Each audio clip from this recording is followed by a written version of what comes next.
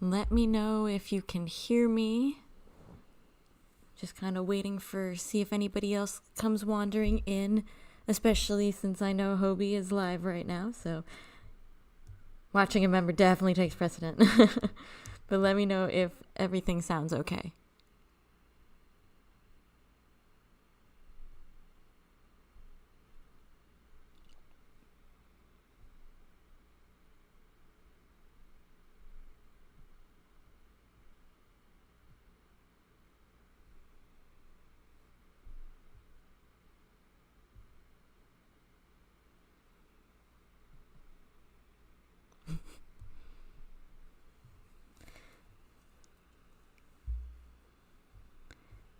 Yeah, he was. I'm not sure what time it is in the Philippines, but I'm assuming it's probably kind of similar to the timing over in Korea.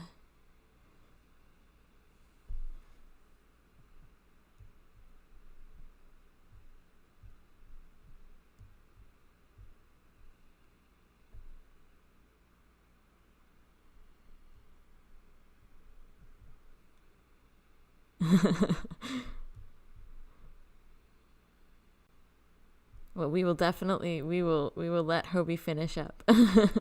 We can definitely wait. We're in no rush. 1 hour less than Korea. Okay, that's good to know.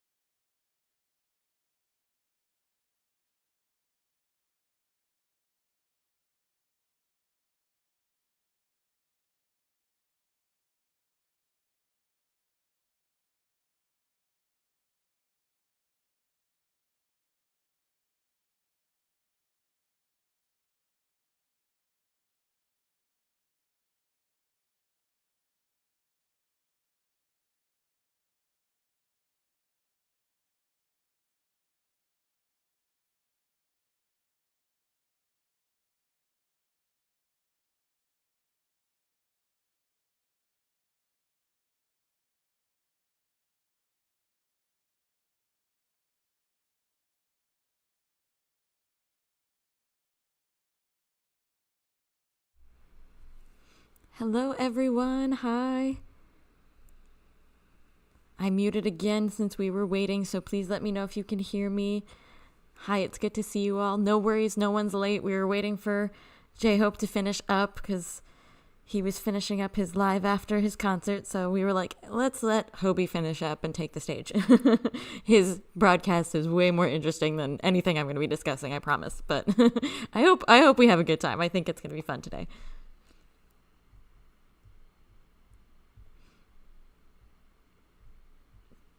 Thank you all so much for being here. I hope you guys have been well.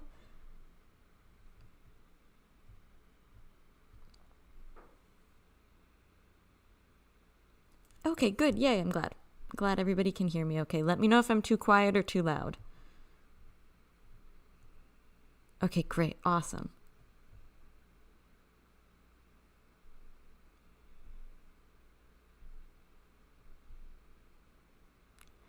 Every time I do this, I feel like I'm gonna forget everything that I learned with how to like use my streaming software, and so like every time I do a broadcast, I'm like, gee, I really hope I'm doing this right.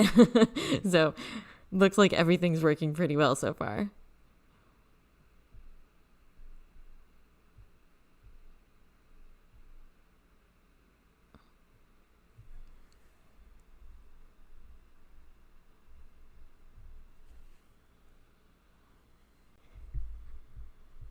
How has everybody been since last we talked? I hope you guys are doing well.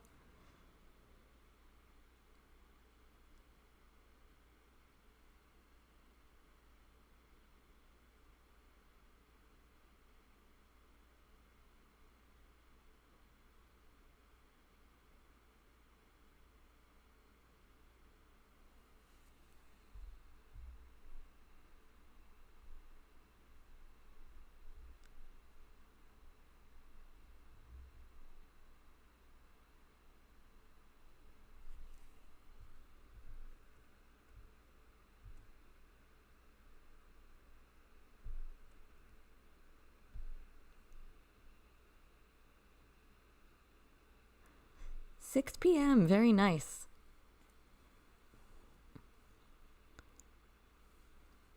Here it's noon. Literally just turned 12:01. But a nice quiet Sunday, morning/afternoon here.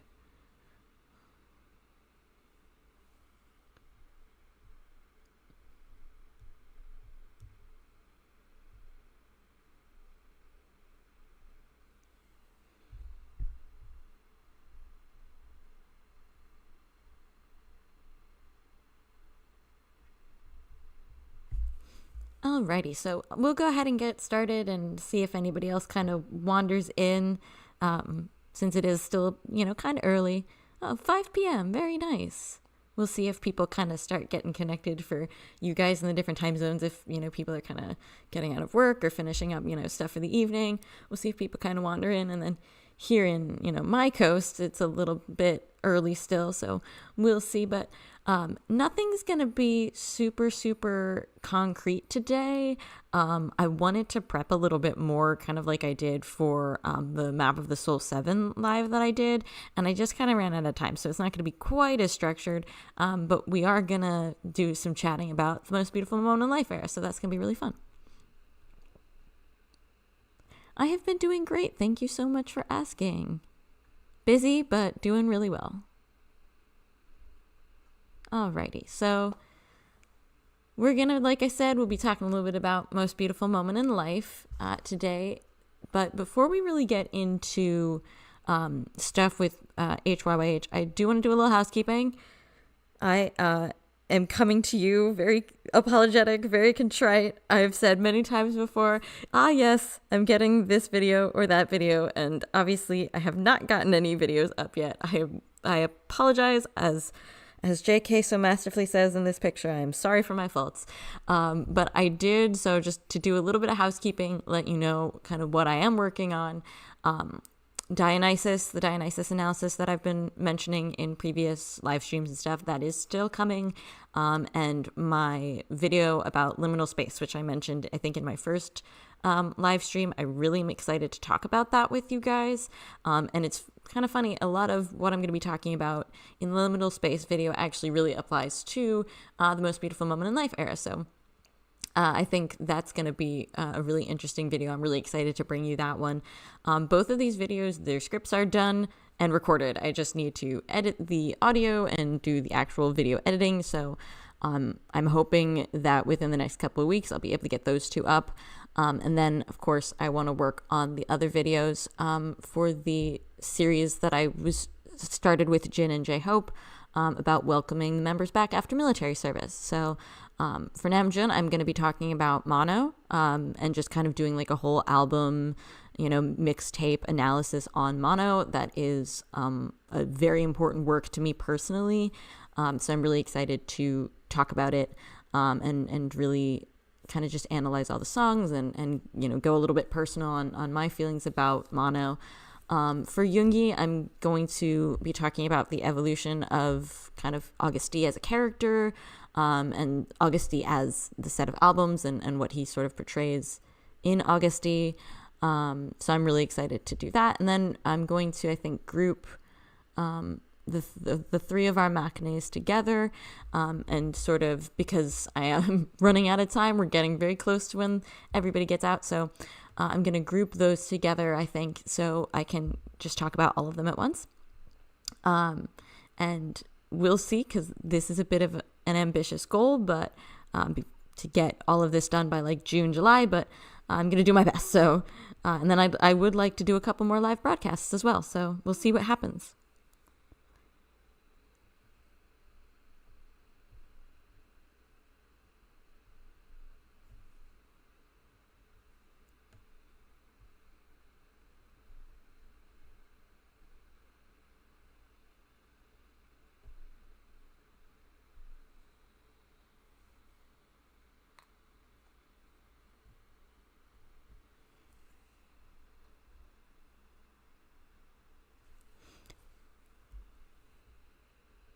So anyway, getting back to topic, other than that's my little housekeeping to keep me honest, keep me on track.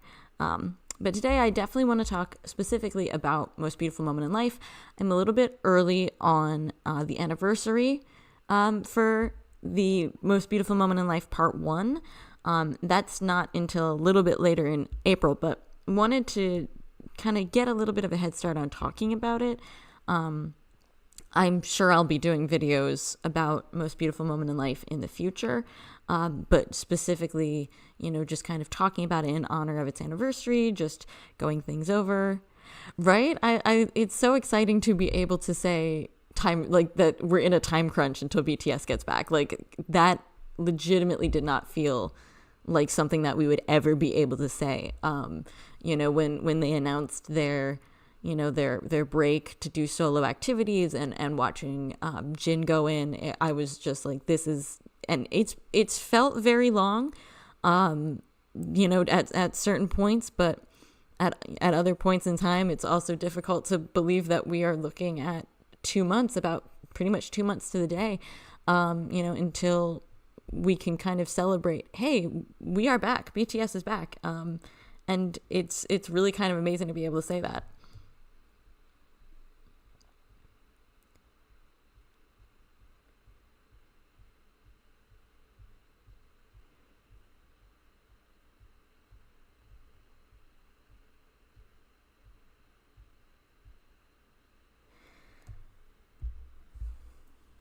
So yes, I'm a little bit early. It's April 29th is the, April 29th, 2015 is when Most Beautiful Moment in Life Part 1 came out. To be honest, I know that it's been said for a while that we're probably getting some sort of something. We've never really been told exactly what the scope of the project is going to be, but we've been told that there's probably going to be something for the 10th anniversary of the album. I don't know if that is something that's going to come out literally on April 29th. I'm not sure what the plan is, but regardless of, whatever the project is that they're planning, or, anything like that. It's absolutely immense to imagine that it's been 10 years with the Most Beautiful Moment in Life, and how important that album and that era is to BTS's history, and just celebrating 10 years of that is such an incredible milestone that I can't even imagine, especially as you guys probably know from previous broadcasts and such. I became ARMY in early 2020, around the same time that Map of the Soul 7 came out. So even just 5 years since Map of the Soul 7 feels staggering to me. But to know that it's been an additional 5, going back even further until Most Beautiful Moment in Life came out, is really incredible. And it's incredible to me how much BTS grew between the time that HYYH started and the time when I became an ARMY, and how much is just packed into that time span, and how much growth there is when you look at those albums. 10 years is so crazy. I can't believe it. And the fact that the album, I think, and the era, the messaging of the era still has so much resonance even after a decade is incredible. I mean, how often do you look at pieces of media that age very quickly, and, already they kind of feel outdated, or they feel like they don't have as much staying power. And I feel like The Most Beautiful Moment in Life is both like a time capsule and totally timeless. And there's just something really amazing about that, and just really, really cool about how this album works within sort of the lifeblood and the flow of BTS, that I just think is so worth talking about. There's so much complexity to The Most Beautiful Moment in Life. So obviously we're not going to be able to talk about everything today. But specifically, I sort of thought we would kind of do like a little bit of an overview, and just sort of talk about the meaning behind the era, and kind of, me, I like to get very, meta and into the context of what's behind certain albums and songs and videos. And so I thought it would be, there's, I think, no better album to do that with than HYYH. So I wanted to ask you guys what your experience with HYYH is, whether that, and obviously we're kind of celebrating the anniversary of the first album, the Most Beautiful Moment in Life Part 1, but we think we can talk about Most Beautiful Moment in Life as a whole era, even though the second part kind of came out a little bit later that year, because really it is kind of like a whole interconnected storyline and era. So what is your experience with Most Beautiful Moment in Life in general, whether that's the era, the albums? Were you an ARMY at the time they came out? Did you kind of find them later? I'm just kind of curious how you guys sort of came to Most Beautiful Moment in Life, because for me, as an ARMY who became a fan in early 2020, discovering this era was a very out of order process for me. I wasn't there when it came out, so I was kind of discovering the songs and the music videos and everything to do with like the BTS Universe and all that stuff. I was discovering that much, much later. And it was definitely a different experience, but still really interesting to start getting kind of getting familiar with the era and its associations and all of that. Yeah, that's how I feel too. It's like it's a very different experience when you become ARMY later.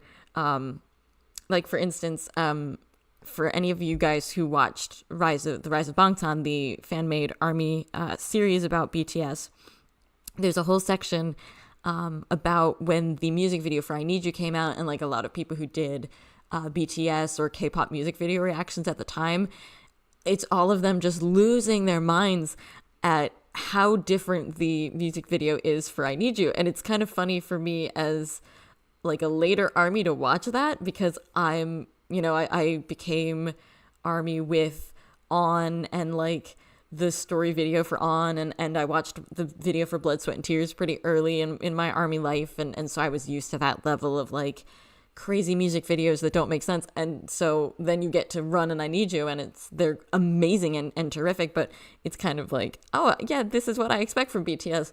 But at the time it wasn't what people were expecting, and it was very different from a lot of other K-pop music videos. And it's interesting to see people's reactions from that time period to what was essentially something so different.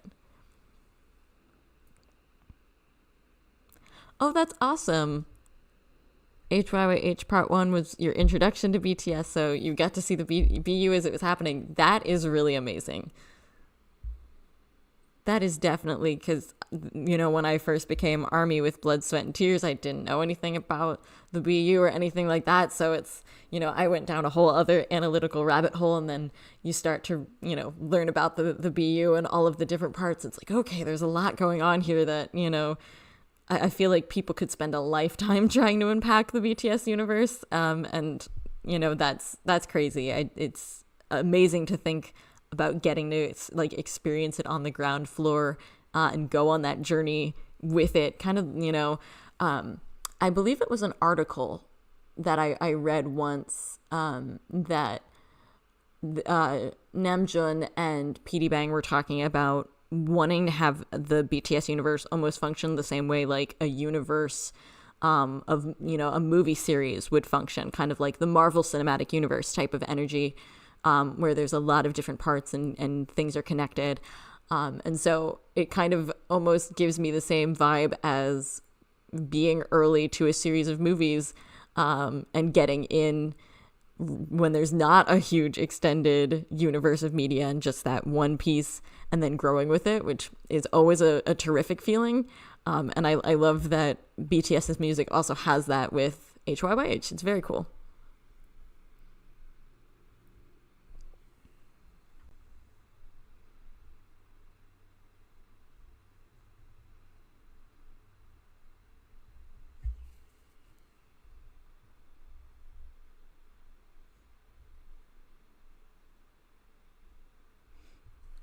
And we will be talking a little bit about the BTS universe today. I'm not going to dive too deep into it in this live stream because I'd actually love to do a separate live stream talking just about the BTS universe, since there are so many parts to it that extend so far out into their history. I wanted to just kind of specifically stay focused on Most Beautiful Moment in Life era today. So we'll talk kind of a little bit about the foundations of the BTS universe, but we're not going to get super in depth. But if you guys have any theories or things, you know, about the BU, we can definitely talk about that as well. I agree with you, Bomac, as somebody who also became ARMY in 2020. It is, the BU is confusing, and I'm right there with you. I'm still confused. I think we're all probably going to be confused about the BU for a very long time. I don't know if you guys have ever seen, there's a picture, I believe it's a picture of the HYYH Insight Museum at the HYYH building.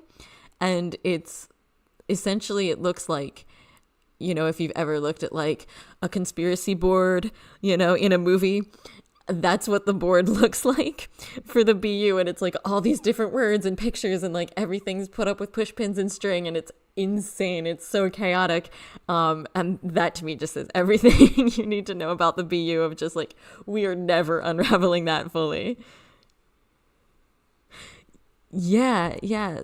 Seeing the comment about like being into K-pop back then, and then you know, seeing how different I Need You, the music video was a shock. And I think like seeing those reactions is really interesting, to especially even just from BTS's own discography, because, you know, they were always doing dancing in their videos, and there were some kind of storylines, like No had a bit of a storyline, things like that, but for the most part, a lot of their music videos at the time were kind of vibes, and, you know, to then go into, you know, especially I Need You, that's not necessarily a vibe. Like, it is a vibe, but it's not a pleasant one.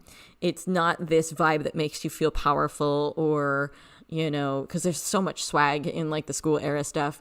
And then you kind of immediately, to go from danger, to go from the era where you had danger and all of that swag, and then into I Need You, which is so raw and real world and dark, is incredible.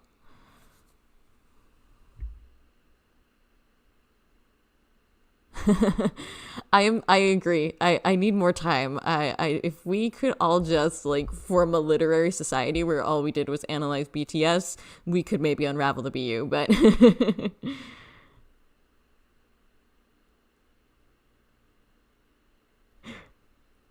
I'm right there with you, Sequoia. I love the songs, but yeah, I think the thing about the BU, excuse me, is that it does kind of exist to be confusing. And that's going to sound weird, but I do think that it's a little bit less a story, like a beginning, middle, and end all in a nice sort of flow. It's a little less that and a little bit more of kind of emotion. It's like portraying these different emotions. And we'll get to that when I talk a little bit more about the BU specifically, but yeah, there is so much. I was watching a video on Bangtan TV literally just last night, and it was in the Bangtan Bomb playlist, and so at the end of the video, like the playlist popped up and it was Bangtan Bombs 860 videos, and I'm just like, oh my gosh, if you even just the Bangtan Bombs would take you like weeks to just catch up on if you were like, I'm gonna watch everything from start to finish. 860 videos. And that can be so overwhelming that, I think in some instances, I think even kind of trying to be like, let me just analyze everything, let me just go through everything with a fine-tooth comb is even a little bit inaccessible. And so I almost think that the way to do it is to kind of look at it with a more bird's eye view. And we can kind of explore some of that. So yeah, I like that. I like that too. I like that there is so much room for interpretation with the BU. And I don't think there is necessarily one correct answer, which is just very exciting. I love when analysis has that room. We all bring something to being ARMY. We all have reasons why we became ARMY or things that are in our background. And we all bring that with us to our analysis. So having the BTS universe and a lot of stuff in HYYH be so flexible is, I think, the best concept, the best idea, because it allows for all of us to have that flexibility in our interpretation and in the emotions that we take away from the album. And, if we're talking about HYYH as being a departure from sort of just the straight vibes of some of BTS's earlier work and going more into emotion, that I think allows a lot of room for us to bring our own emotions as well.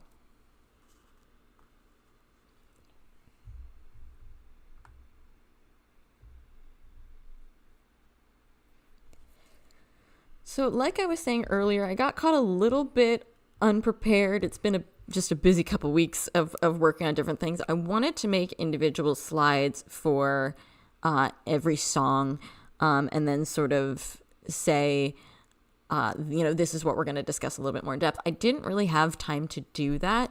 So I don't have any of like the slides that I had for Map of the Soul 7. But just to go really quickly through since like I said, we're going to kind of probably talk about both parts of The Most Beautiful Moment in Life. We won't talk so much about HYYH, like the compilation album Young Forever. We won't get into that too much just because it is kind of, a repackage of a lot of the songs with the addition of a couple other tracks. But so for Most Beautiful Moment in Life, part 1, we had the intro, which had the same name, the most beautiful moment in life. That was Yoongi's intro. And then, of course, I Need You, Hold Me Tight, Skit, Expectation, Dope, Boys with Fun, Converse High, Moving On, and outro, Love Is Not Over. Of those songs, I definitely am, in a lot of what I'm saying, I'm going to be zeroing in on I Need You, of course, and probably a little bit to some extent Dope, maybe even a little bit of Moving On. And then for Most Beautiful Moment in Life, Part 2, you had Intro, Nevermind with the rap line.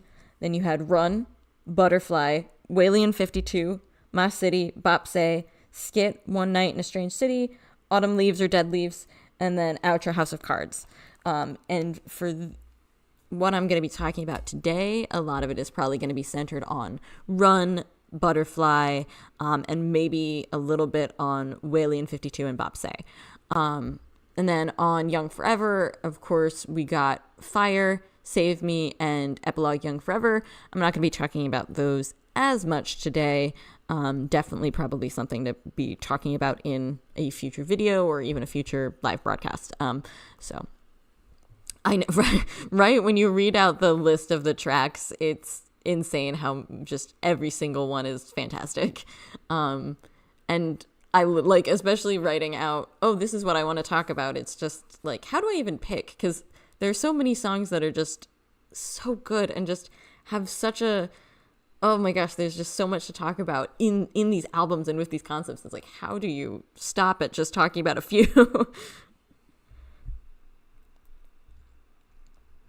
But to talk about HYYH as an overview, just, before we zero in on anything, I think, kind of like we were saying earlier, I think what you tend to see a lot with people analyzing Most Beautiful Moment in Life as a concept is the idea that it's called the most beautiful moment in life, but it's not particularly beautiful. We were just mentioning, it's very dark, it's very gritty, it's very emotional.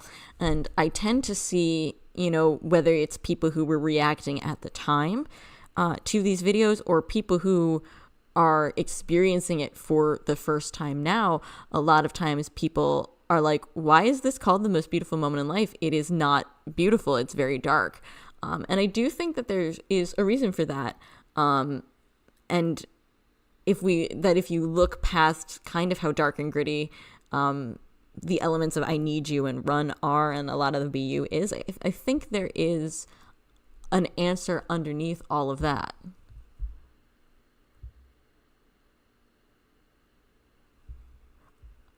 Hey, Hitchhiker Hobbit, it's good to see you. Glad you could join us.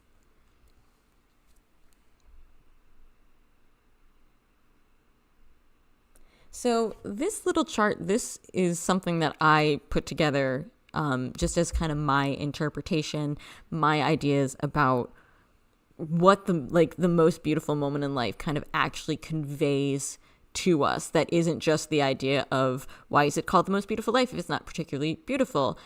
And a lot of times we've heard the boys themselves have even said that HYYH is about youth. They wanted to have a conversation about youth when they were all at kind of that transformative age. But there is such a relevance that goes into HYYH that kind of, I think, takes it even beyond just youth, like when you're in your teens and 20s. I think part of why this album has been so impactful for a decade is so good and so valuable because it speaks to everybody, not just the youth. So, hi T-Style, it's good to see you. I'm glad you were able to see the last little bit of Hobie's Live, and don't worry, you really haven't missed too terribly much yet. We've just kind of been talking about kind of like everybody's individual experiences with coming to HYYH and anything like that. So you haven't missed too much, but so the little chart that I made here, I don't think it's quite so easy to just say that HYYH is about youth and therefore it gets confusing because it's not as beautiful as the title would imply. I think a lot of what youth is about in BTS's work is about how youth kind of represents opportunity, which represents both a lot of happiness and a lot of hope for the future, but also a lot of uncertainty and anxiety and fear because what you're experiencing in your day-to-day life doesn't match with the hope and the freedom and the joy that you have. And plugging myself in my upcoming liminal space video because I'm really excited to share that with you guys. Something that I talk about a lot in that video is the fact that liminality is the concept of being on the threshold of something. So one of the biggest liminal periods of time that a person can experience is their youth and the transition from childhood into adolescence and into adulthood. So because that is such a huge theme in so much of BTS's early work, especially Most Beautiful Moment in Life, there is this sense of transition and this sense of like being on the threshold of something, and kind of being displaced as a result because you're not a kid anymore, but you're not really an adult either. And I think that's something that we see so much in like the BTS universe and in a lot of these songs and videos in the Most Beautiful Moment in Life era. That, you know, just looking at I Need You, for example, they're all young, but they're also just directionless. You know, they're not in a school setting like they were in, let's say, School Love Affair.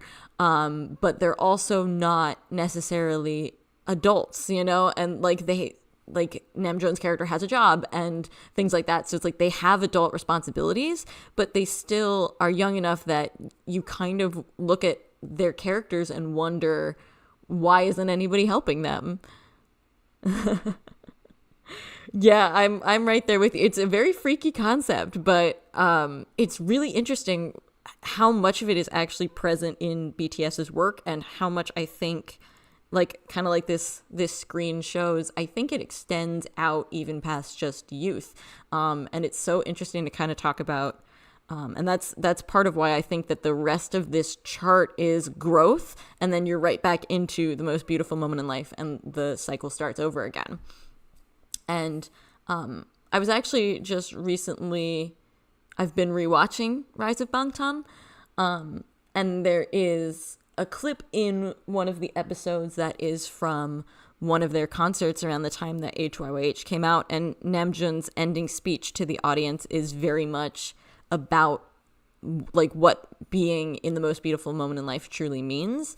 And he kind of even looks at it as kind of understanding yourself and understanding the specialness. I love the way he describes it. He says, we all have galaxies inside of us, and that you only really truly experience the most beautiful moment of life when you understand that about yourself and you acknowledge that about yourself. And I think that kind of leads back into this cycle that can happen at any age to any type of person. And so that leads us back into the idea of the opportunity for growth and what that represents. And so when a lot of, when people say that a lot of HYYH isn't actually beautiful, I think it's all about potential. I think it can be beautiful. It's maybe not beautiful yet, but it can be.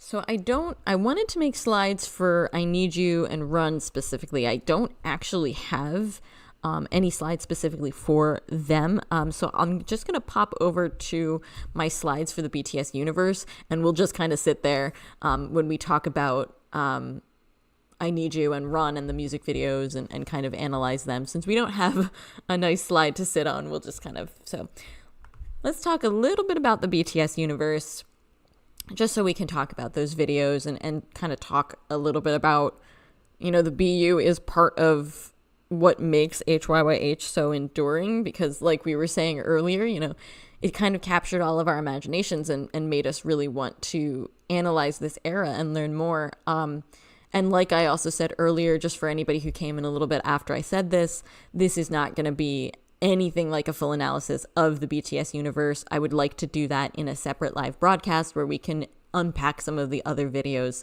that have BTS universe themes, like the Wings short films and Blood, Sweat, and Tears and Fake Love and all of that.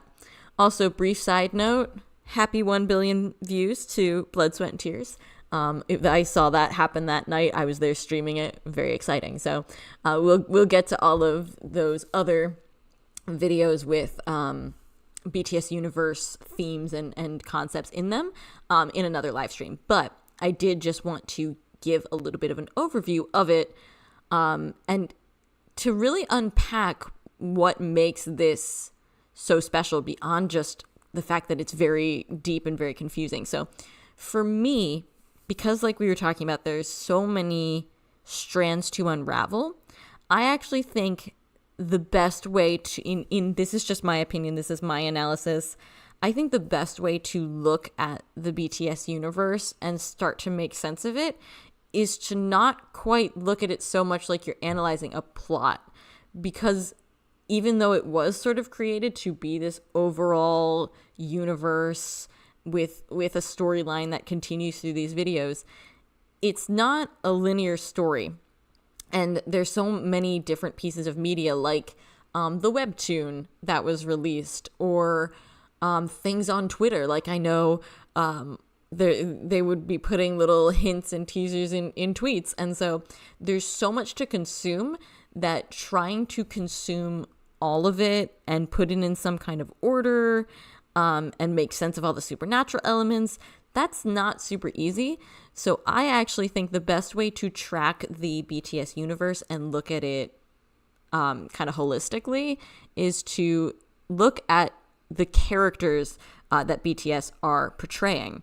And we know from like beyond the story, and we know from other different analysis, that these characters on some level were supposed to represent like the deep inner feelings of the members themselves.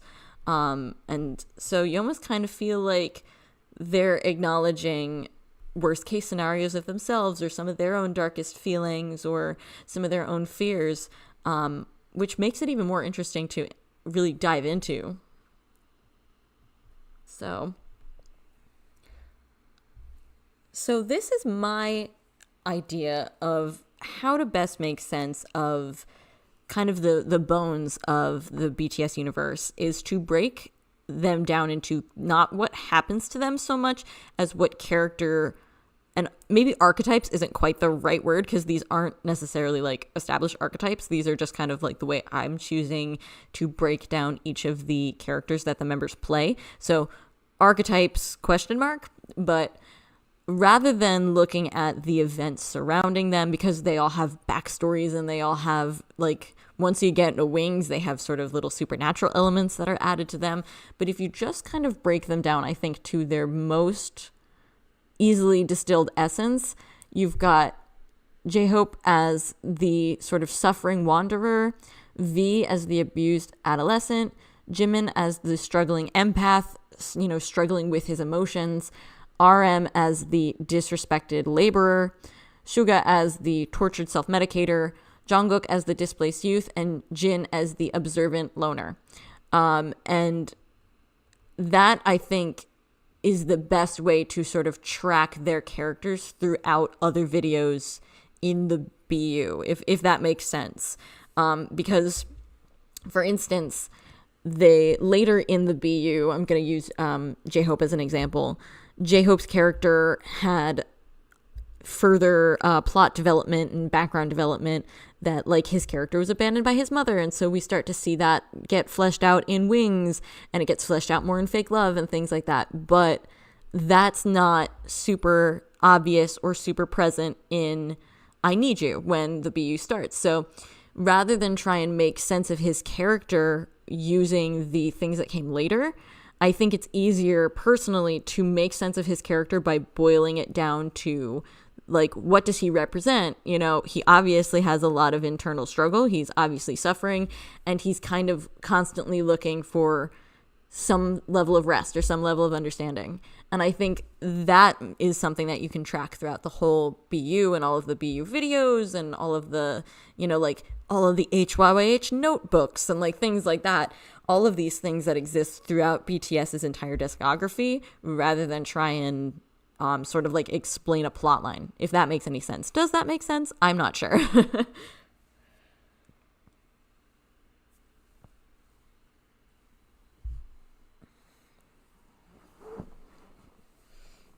I don't know if do you guys have any ways that you sort of approach the BU, since it is so big? And, do you look at BTS's characters as slightly different than, what I'm sort of saying? Do you have a different slant on how the members portrayed them? I'd be really curious to hear your thoughts about kind of just, some of the basic BTS universe concepts.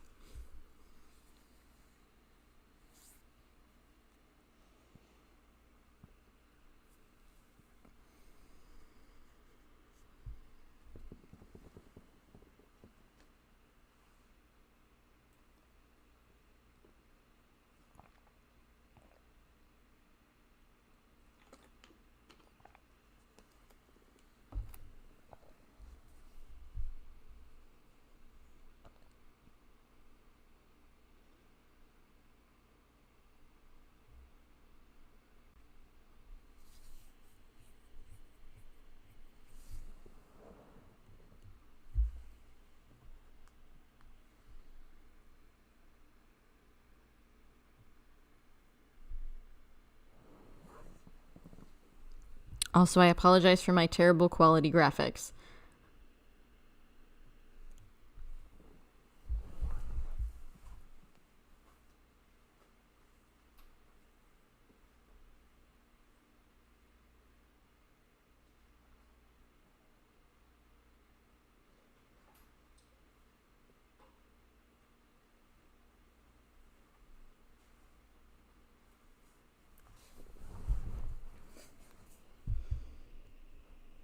Yeah, I totally know what you mean, T-Style. I think it's one of the one of the things that sets BTS apart from a lot of other, not even just back in 2015, but nowadays, a lot of other groups and casual music and things like that.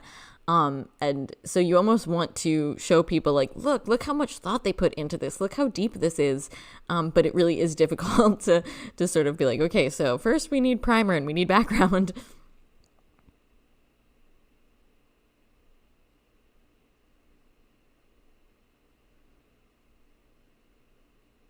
Yeah.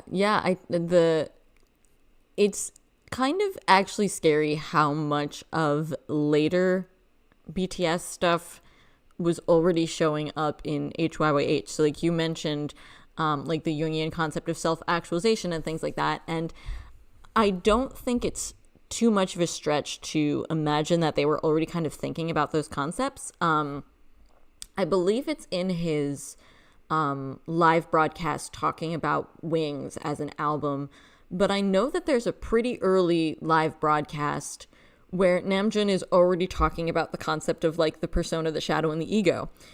So they were already kind of familiar with a lot of those Jungian concepts long before we got Map of the Soul. So it would not actually surprise me to imagine that those concepts were pretty present. That's a really awesome interpretation that like the boys are kind of like an archetype of like the Jin's character's personality. I've often kind of thought that too with Fake Love, and I know I'm getting off topic from HYYH, I apologize. But I've always kind of had this feeling like in Fake Love that nobody but Jin and maybe Jungkook are real. Because like Jin carries through, Jin being the, like I have here, kind of the observer, carries through a lot of the BTS universe concepts. And he's the one trying to protect the flower in Fake Love and things like that, and kind of very aware. And then you also have Jungkook, who is clearly seeing what's happening to everybody else. And so it's kind of interesting to imagine that like only they're real and everybody else is like an aspect of their personality.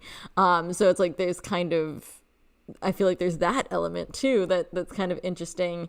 And that I think is what is so interesting about the BU and about HYYH. There's so many ways that you can bring analysis and interpretation to it. You can just analyze just the songs. You can analyze everything. You can try and analyze everything in order of when it came out. Like, let's analyze Run, and then we'll analyze, I Need You, and then Run, and then, eventually we'll get to like Young Forever and go from there and go chronologically.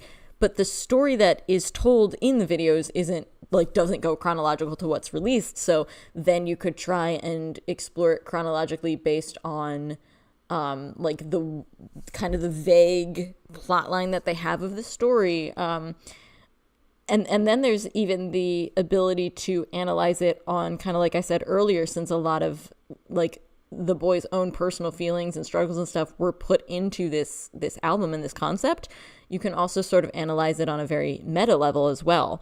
And so it can be a little bit difficult to figure out what is the best way to analyze it. And do we analyze it with the benefit of, you know, we're sitting here 10 years later in 2025, we have a lot of insight into kind of BTS's process and where they went later and what came after these videos? Or do we analyze them more on what happened at the time? You know, what was, you know, back in 2015 when all we had was I Need You, and we never had any idea about Wings yet or Map of the Soul yet, or, you know, the Love Yourself series.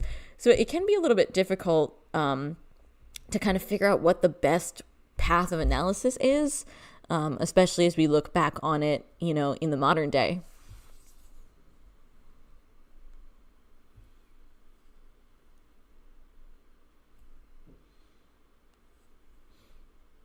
And I do think as well that it's perfectly valid to just analyze HYYH and its songs and music videos as just like, hey, they're great, they're terrific, and they speak to a really special and specific period of BTS's history, and to kind of not necessarily concern yourself too much with diving into all of the intricacies of the BU, because it can be overwhelming. So I think that's also, you know, just, you know, not everything has to be analysis all the time, even though I am, of course, an analysis channel. So, you know, I'm analyzing things in my sleep because that's just what I love to do. But not everything has to be analyzed to be enjoyed. And these are just, even if you take out all of the kind of, there's almost like a very supernatural element of the BU. And so even if you take that away, and even if you just look at the videos as just videos and nothing else, I think I Need You and Run and some of those other HYYH era videos, they're still fantastic even just without the BU elements in there.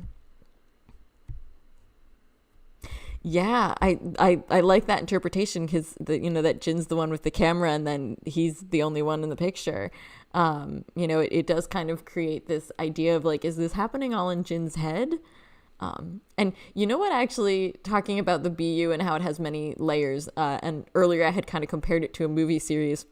I think in some ways it reminds me a little bit of the TV show Lost. I don't know if any of you guys ever watched that TV show, where there were so many different theories of like what's happening and who's who and how is this plot, you know, unfolding. And so much of it was like new twists and turns to the point where by the time that it ended, nobody really knew what was going on.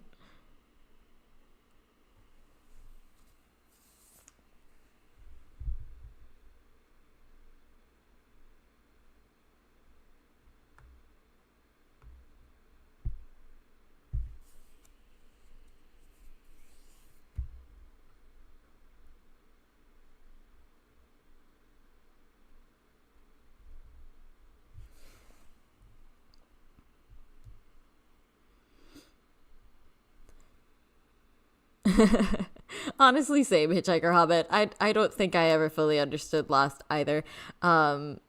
It's it's quite amusing actually, because it's Jimmy Fallon. So, you know, most of us as Army know Jimmy Fallon. I remember the year that Lost ended, he was doing like a song montage talking about like different shows and things, and to the beat of the song Time of Your Life, he was singing about Lost, and it was, I didn't understand it, but I tried. And I think that speaks to Lost as an experience, and sometimes the BU as an experience. I didn't understand it, but I tried.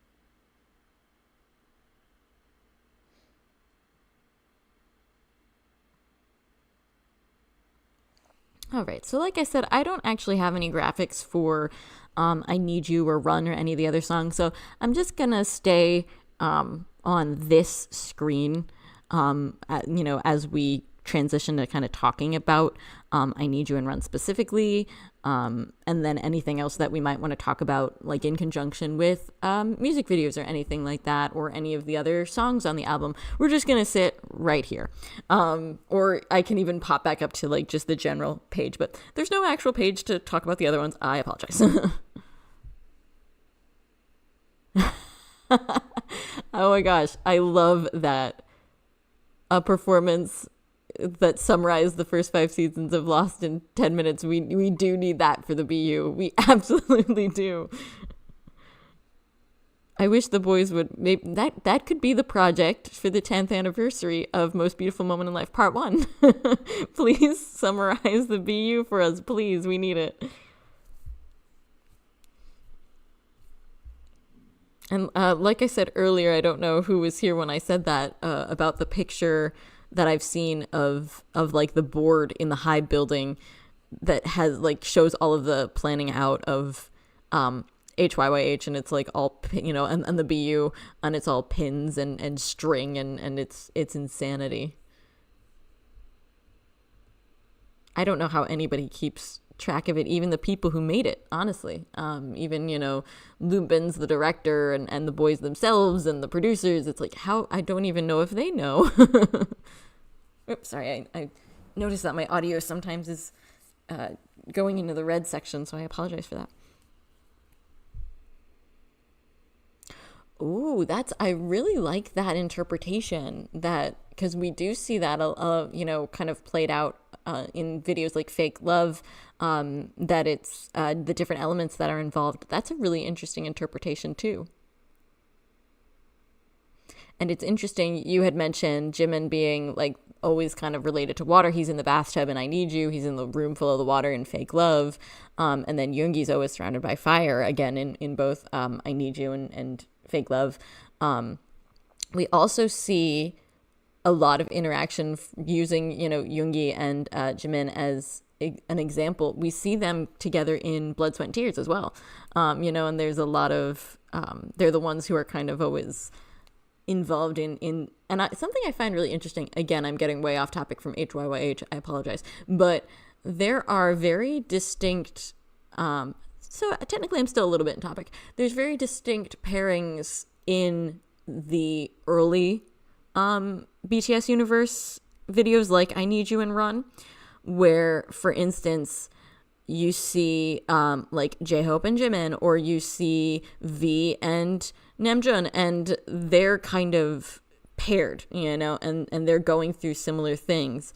So like Namjoon and Tae are both the ones who get kind of caught by the police when they're like spray painting stuff, so they're together through all of that, and Tae's trying to call June, and they're so connected in that. But then when you get to Wings, those pairings are different. Those pairings actually shift up a little bit, where like now, for instance, in Blood, Sweat, and Tears, it's Namjoon and Jungkook are the ones that are interacting, and then instead it's like we just said, Jimin and Yoongi. So it's kind of interesting that some of those attributes switch up, and the people who are together in the early part of the BU aren't necessarily together as much in the later part of the BU, or in certain parts of the BU. It's just kind of interesting to me that there's kind of like a switch up there.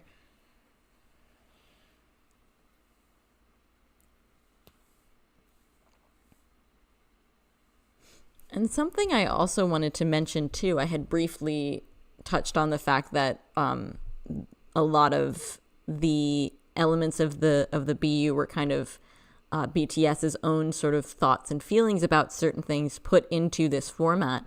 That's kind of where I got some of these character archetypes from, because obviously the boys are playing characters in the BU. And so they're sort of maximizing the drama. We know they haven't gone through things that are this. But they have gone through a lot of hardship, and they had gone through a lot of hardship at that time.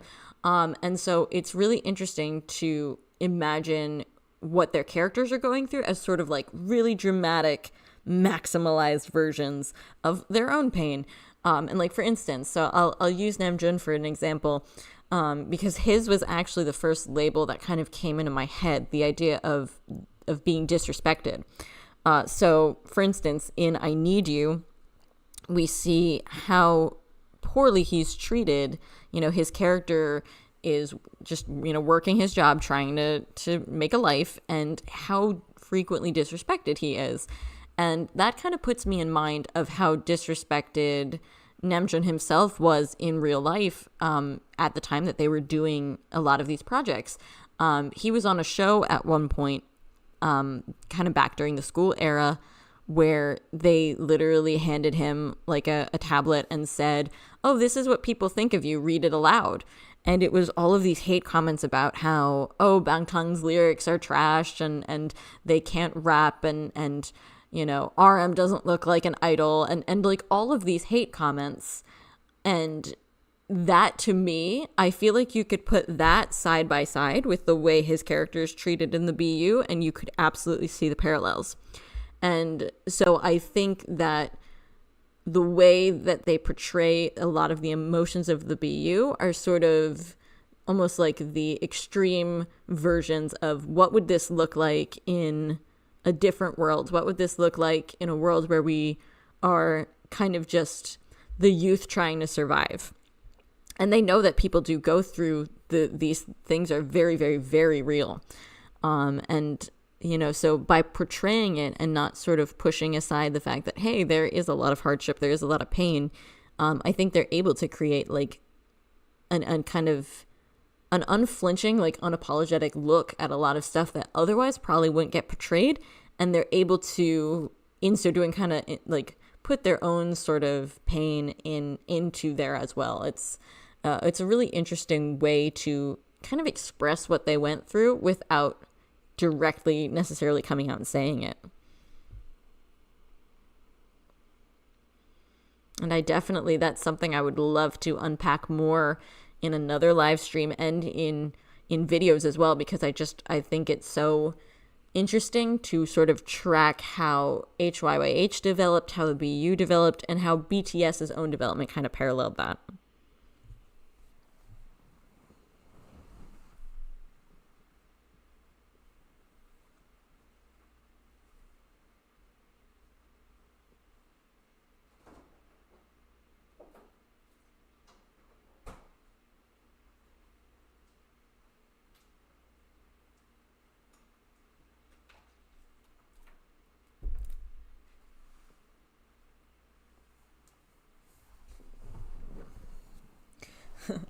Yeah, I totally know what you mean, T-Style. It's like, even though you know that they're portraying characters, it is kind of spooky to think about. You know that there's an element of that in them, and it's just like, ugh, it is really haunting. I also, just out of curiosity, while we're on the subject of the BU, I'm curious if anybody watched the series, like the K-drama that they made kind of based off of this concept. Because I know that was in development for such a long time, and there were so many struggles in getting it off the ground. And then when it premiered, it was kind of on like a strange streaming platform, if I'm not mistaken. So I actually have never seen it, but I was curious if any of you guys had seen it, and if you did, what it was like.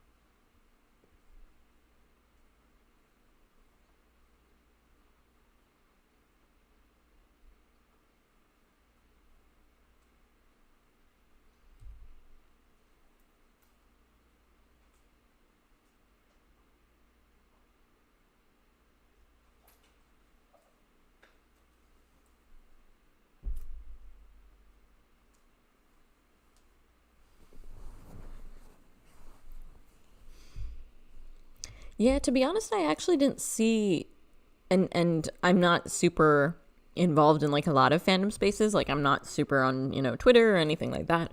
So I don't know what reactions there might have been. I didn't actually see too much about it or like a lot of reactions about it at the time that it was coming out. So yeah, I'm right there with you that I really haven't seen anything about it or seen it yet. Like I said, I think it was on a weird streaming platform too, and so I'm just like, I don't even know what that is.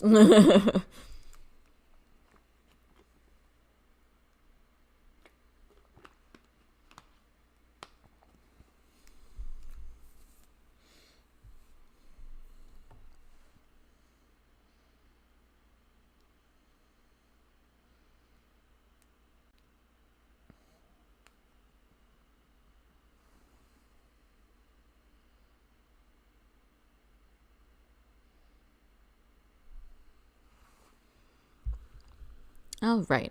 So while we're on this slide, I want to talk a little bit about the music video for I Need You.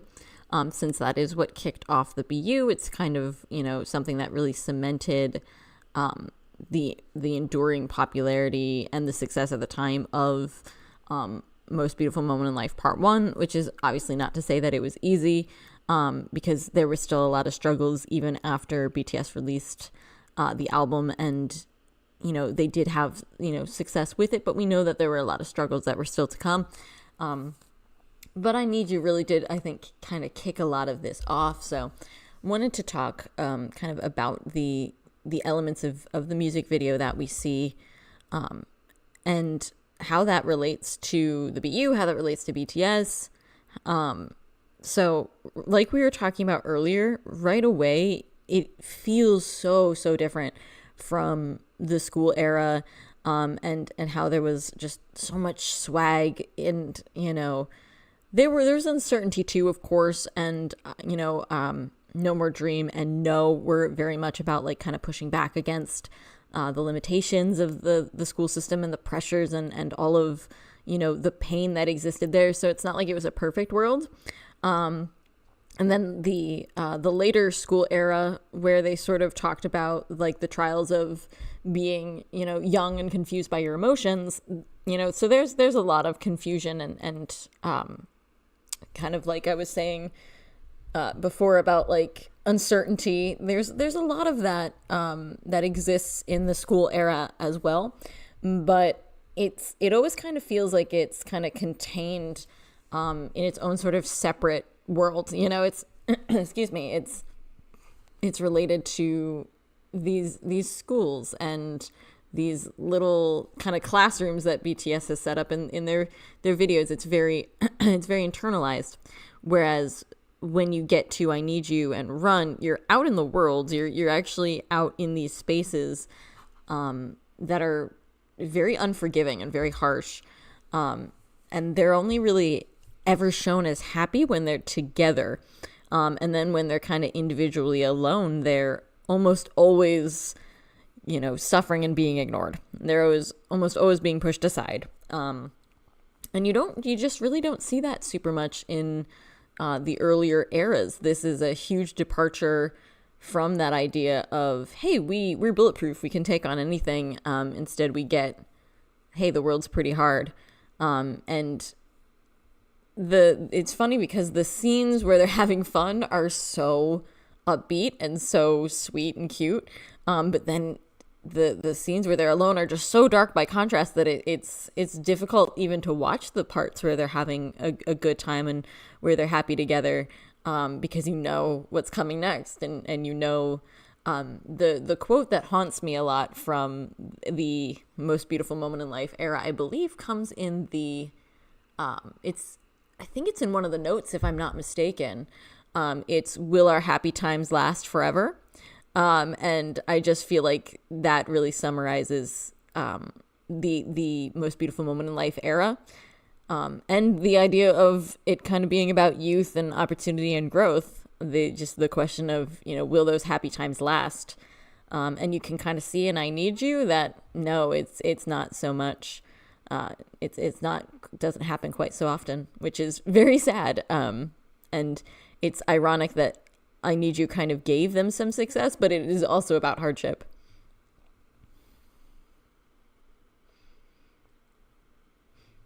And it's also kind of interesting to me, I think, listening to I Need You, and this is something that I experienced when I first became an ARMY and first heard the song. Listening to I Need You and watching the music video for I Need You are like two completely different experiences because the song, feels very, it's just kind of like a sad end of a romance song, standard, normal. But then when you get the music video added into that, you have this whole other element, and you're just like, these things are very different. These things are taken place on two completely different realms, which is something that a lot of people who do like reactions to the video say, like, why is the song it has melancholy lyrics but has a very bright melody, and then when you hear that playing over all of these scenes of their characters suffering, it's a very interesting contrast.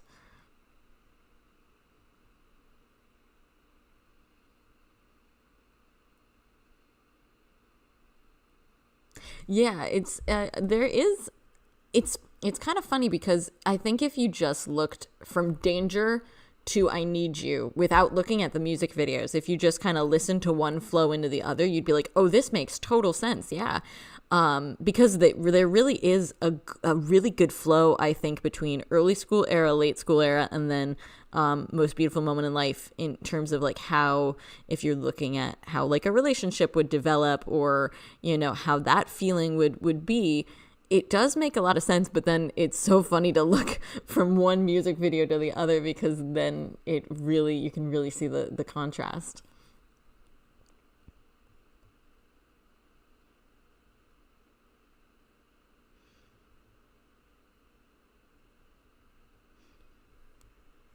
And even some of the songs that we mentioned when we went through the track list, a lot of those songs do feel like they kind of perfectly match up with the school era. Like Converse High always throws me off, because I always feel like Converse High should be on Dark and Wild, or on School Love Affair, because it just seems like it matches those themes and vibes so much. So whenever I'm like, oh yeah, it's on HYYH Part 1, it's always a little bit funny. Or even Outro Love Is Not Over very much feels like it continues School Love Affair and Dark and Wild sort of conversations. And it puts me in mind a little bit too of the Love Yourself series, where the Love Yourself series kind of went through the progression of like, oh, this is the start of love, and then this is the development, and this is the turn, and then this is how love concludes, and it carries into self-love. I almost feel like you're kind of seeing that development progression happen even earlier if you look at School Love Affair, Dark and Wild, and then the HYYH albums. Right, T-Style, you're totally right. Yeah, when you excuse me, when you look at Run, it especially just looks like, oh, yep, they're just running around doing their thing. And you don't have when you don't have that BU context, it's very easy to just kind of watch and absorb. But then when you do have that BU context and you go back and you look at like, and I love all of the little in Run, I love all the little album references to HYYH Part 2. Like at one point they draw a card that has a butterfly on it, or Jin's building a house of cards that gets knocked over. And so it's just like all of these things that are songs on the album are also present in the music video.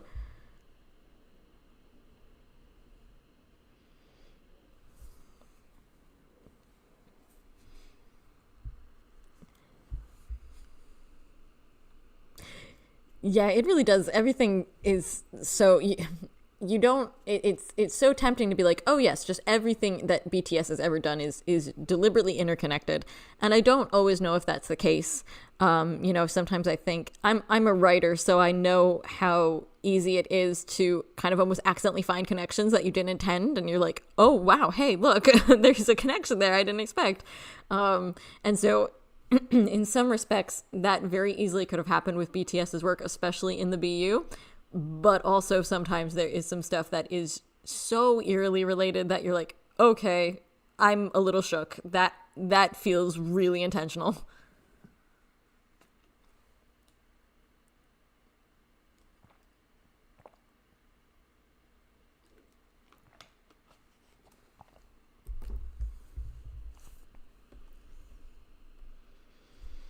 I was even curious. I if I'm not mistaken, I think there's a somebody pointed out once online that there is a like a poster in the one scene in Run where they're all kind of like partying in the public bathroom. There's like a poster on the wall that says "Find Your Soul" or something, like very like Map of the Soul-esque. And so when Map of the Soul came out, people were like, "Oh my gosh, are you kidding me right now?"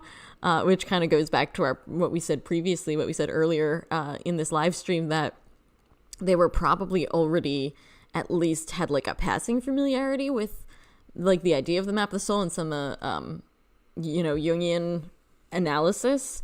But I mean, dang, if we already had like references that early, it's just they're out here playing 4D chess. They really are.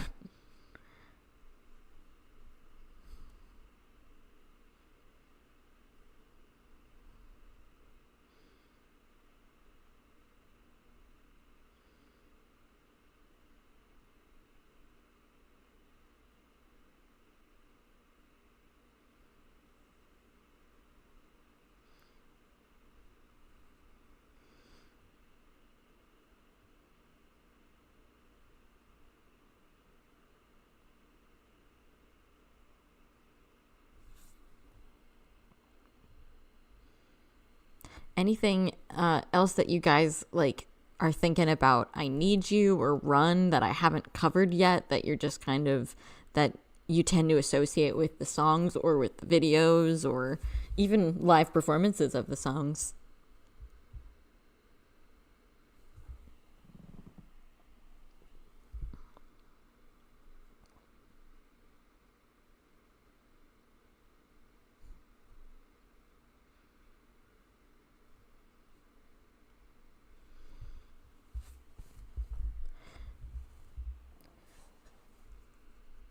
So while we're talking about, I know I jumped ahead a little bit to Run, so I kind of jumped ahead to Most Beautiful Moment in Life Part 2, but jumping back to HYYH Part 1, I want to also talk about Dope. Not so much the video, but just the concept of Dope, because I think something that has been mentioned by other sources, like especially Beyond the Story and things like that, is it would have been really easy to make Dope the title track of HYYH Part 1, because it is like the energetic dance song that you would expect from BTS at that time, and how it's kind of noteworthy that instead it was I Need You, because Dope does have that really powerful energy and kind of some of that, that vibiness that like a lot of previous BTS music videos at the time had, and it has very intense choreography.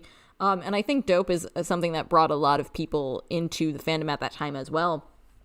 But something that I love about Dope is we still are kind of seeing BTS doing things that they had done in the school era and kind of differentiate themselves from everybody else. Because a lot of Dope is basically saying like, hey, the reason why we are having success, the reason why we are doing well is because we are working really dang hard at it. And so instead of just being, hey, we're awesome, it's, hey, we're awesome because we worked really hard. And we are awesome because we are literally practicing until we're drenched in sweat and until we're ready to fall down. And so it's like this very bold declaration of sort of saying like, we deserve what we have and we deserve everything because we fought for everything, and we worked our butts off. And I love that it could have been a very, kind of just like, hey, swag, but it's this statement of we are allowed to be swaggy because we've worked. And I think that is something that is, Dope has such an amazing energetic beat. It has like an incredible dance, but I think it also just has that kind of, let's call it timeless, this sort of timeless message of just like everything BTS has, they deserve.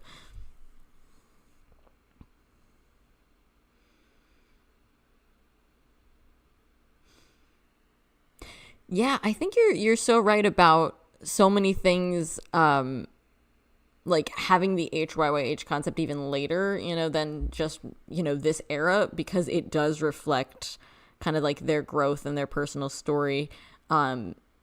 You know, and we were talking earlier about how kind of the idea of HYYH and about youth and, you know, all of that is about transition. And BTS has gone through a lot of transitions in their careers, and how they've kind of leveled, you know, continued to sort of level up into new territory. And they've talked about this a lot, where they're sort of like, hey, if we're doing something that no one's ever done before, that means we're the ones blazing the trail. We don't have anybody to look up to. We don't have anybody to give us the rule book of how we're supposed to do this. We're the ones who kind of have to make it up as we go.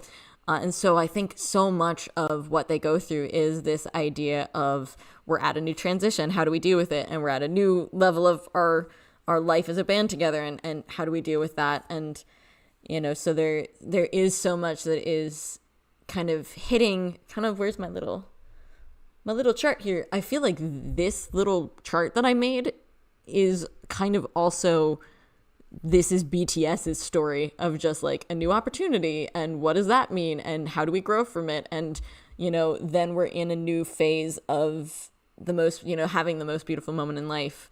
And I think the acknowledgement that, you know, beautiful things and really good positive things also have that shadow, to use a, you know, map of the soul era term, Jungian psychology term. To know that even good things have that shadow is important, you know, to know that with every good thing, there's also some stuff you need to work through. It's a really mature stance, and, you know, really, I feel like they were showing so much enlightenment is a weird word, but you know what I mean, of just like, they were very aware of kind of their own journey and their own struggles in a way that like a lot of people can't be. And I just really admire that.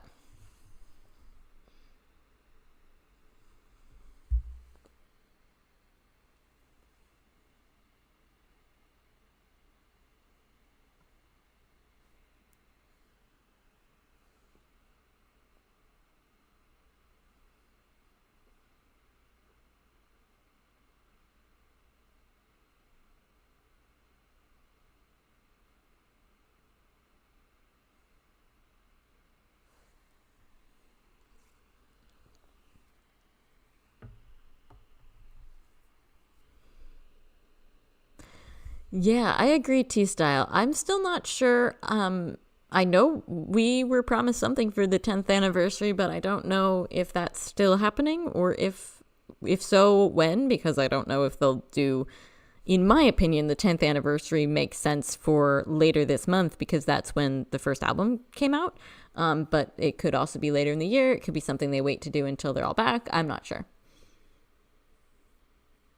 Yeah, I totally agree, Bomac.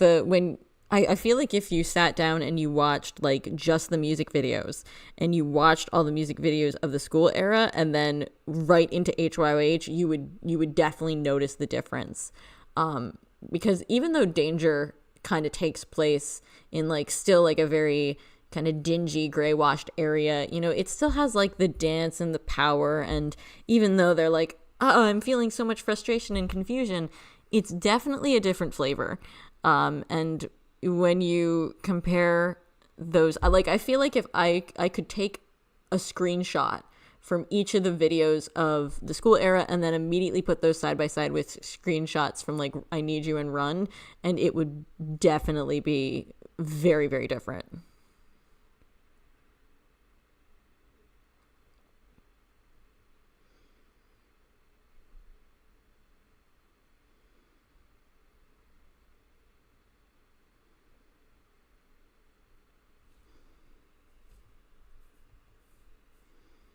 And so, you know, actually, I'm asking this question a little bit early. We can do things out of order. We can be like the BU and be all over the place. But I wanted, so the comment about how kind of everything is sort of based on like their actual, what BTS has gone through, you know, and so we see all of these elements throughout their story.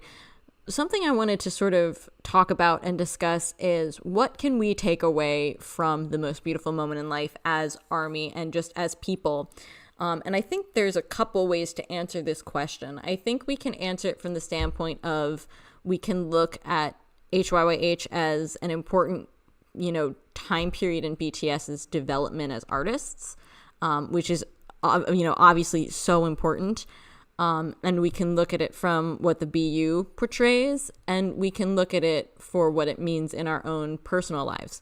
And I think all of that is really, really relevant because, for instance, if we look at the BU as sort of an actual portrayal of what BTS went through and their emotions at the time as they struggled with those things, even though obviously BTS's circumstances are very different 10 years later, a lot of those things are still in existence and they're still valid to talk about because some of those struggles never went away. Some of those things that, BTS was disrespected with back in the day, they still exist just in different form.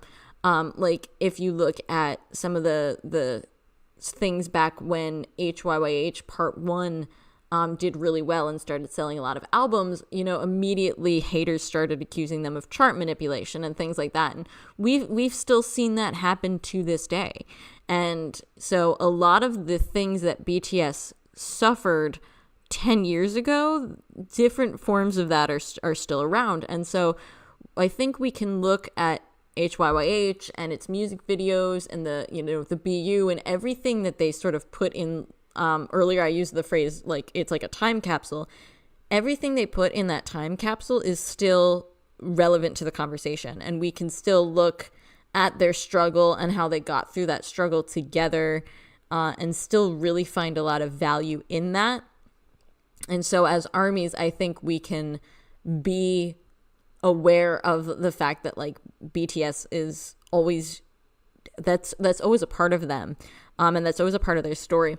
I saw this, I think it was a tweet the one time, that just, everybody is entitled to their opinions, so no shade, but somebody had mentioned that they didn't feel like ARMY needed to, I'm kind of doing a bad job of paraphrasing them, but like that ARMY didn't need to protect and support BTS as much as we used to because BTS is such a big group now that they're not underdogs anymore. And I completely disagree with that take because there is always, even if BTS is no longer sleeping on the floor of a one-room, dormitory like they used to, even if they do have a lot of success and a lot of resources now, the way they're treated by, let's say people who want to gatekeep them because they're Korean or, groups like other groups' fans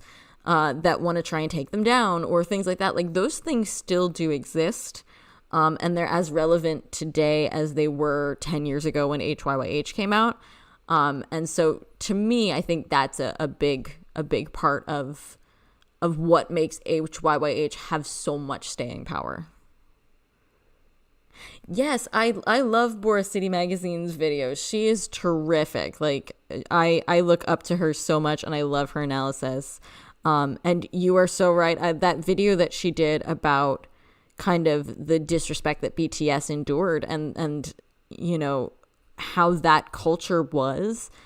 She always hits the nail on the head with those videos. She's done a couple like that of just kind of the things that they've endured, and the ways that people have, people or institutions have sort of tried to degrade them. And I think she just did, I forget if it was one of her live broadcasts or a video that she did recently where I think it was a live broadcast. Yes, where she was talking about like the really biased media coverage that they still get even to this day.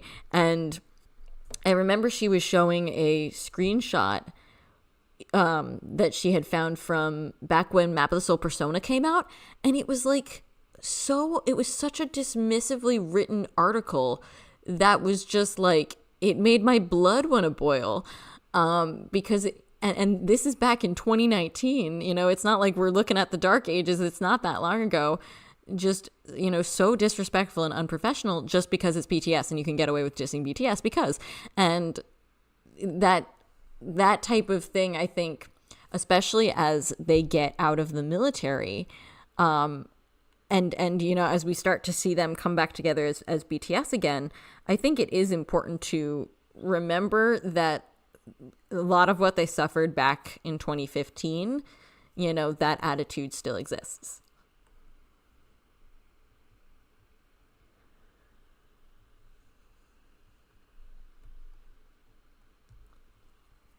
Even beyond just how a lot of this stuff affects BTS, though, you know, a lot of the messages of HYYH, I do also think there's, you know, if we take them out of the, you know, the BU, and we take them out of the realm of just being BTS videos, I think there's a lot that we can look at as being incredibly relevant to just the real world.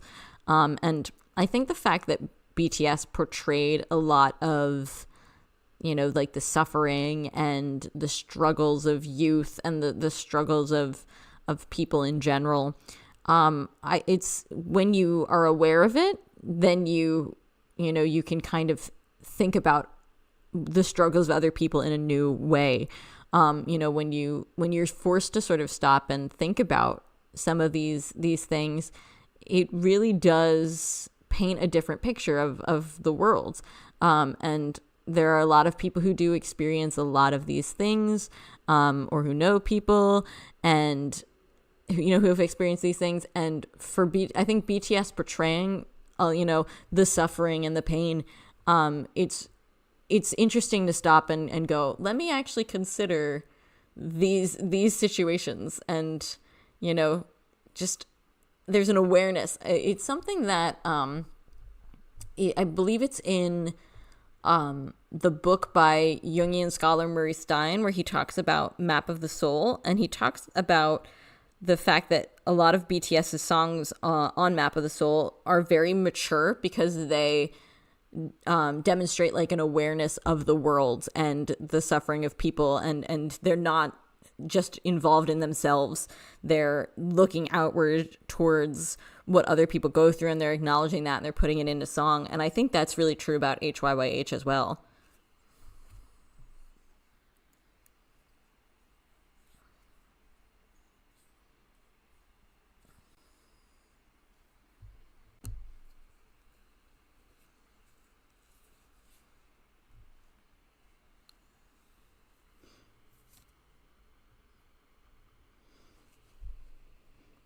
So what do you guys think? Do you have any thoughts about sort of like the, you know, the relevance of some of the most beautiful moment in life, like as a concept, some of its messaging, some of its videos?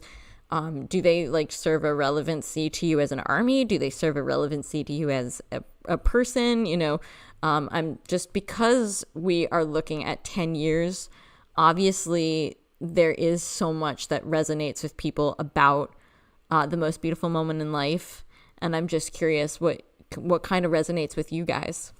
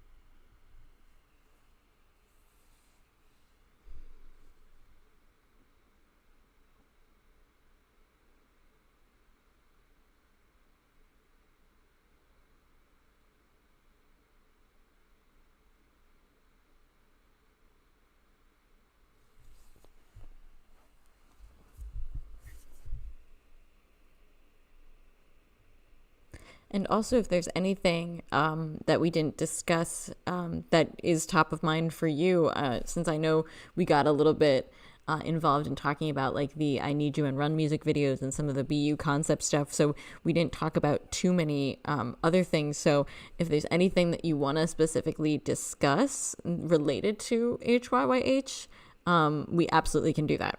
So yeah, if any of your ideas, let me know.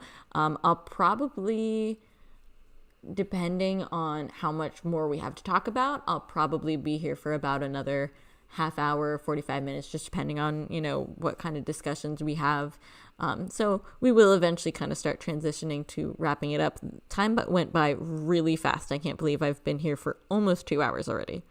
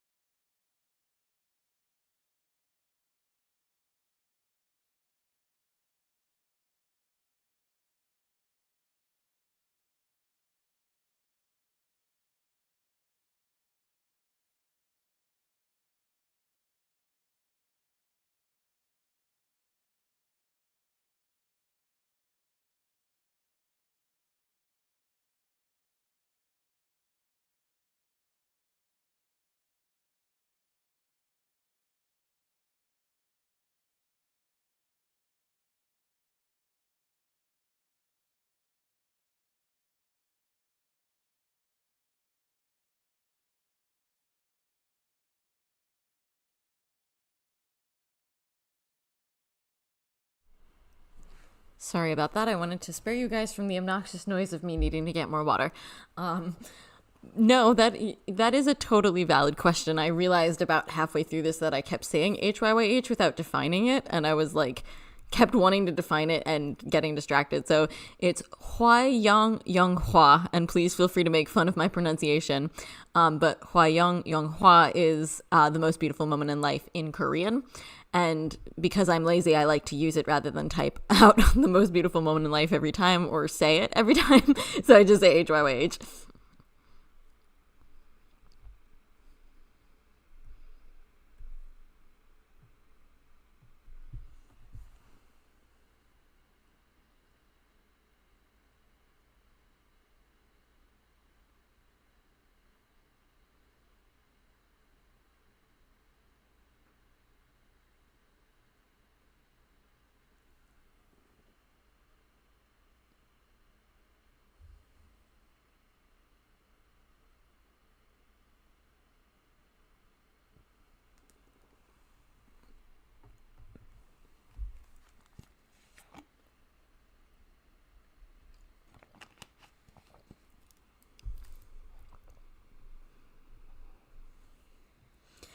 I agree, Sequoia. The message behind this album, I think, is really, really powerful. And like I said earlier, I don't think it's just related to youth. You know, I don't think you can only find this era and the two albums here as resonant if you're in your, you know, teens or 20s. Obviously, I think they resonate harder, but I think that they resonate, you know, globally with people of all ages and all backgrounds, because just that feeling of uncertainty and that feeling of transition, you know, we all go through that at various points in our life. And so I think that in a way, it's not that HYYH is comforting per se, it's that it's relatable. You know, it's not necessarily comfortable to see these feelings expressed, but it is nice to feel like somebody is willing to express them, because it's very brave, I think, to express a lot of these feelings and a lot of, you know, to acknowledge some of the darkness. You know, kind of like we were saying earlier, it would have been so easy to just, you know, have Dope be the title track and have Dope just be like, look how cool we are. But so much of what BTS does and so much of what they do in this series of albums is to really show that, you know, that isn't always easy, you know, and what they do isn't always easy. And a lot of what, you know, young people go through is tough. And it's so easy to dismiss any type of fear or uncertainty that people experience as they go through transitionary periods, whether that's youth or changing, you know, just changing a job as an adult or anything, you know, anything that's relevant to your adult life too. Those are difficult, you know, and it's okay to feel pain and uncertainty.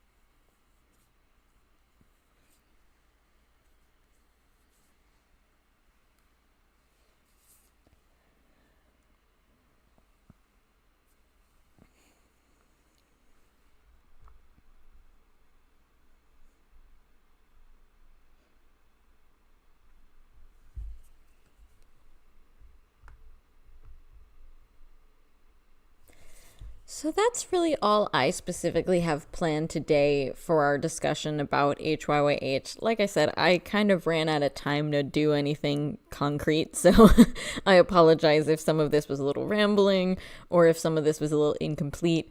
You know, it wasn't obviously like a full breakdown the way the one that I did for Map of the Soul 7 was, because I more just wanted to celebrate, like, hey, it's been 10 years. It's going to be 10 years with Most Beautiful Moment in Life, and just how exciting that is.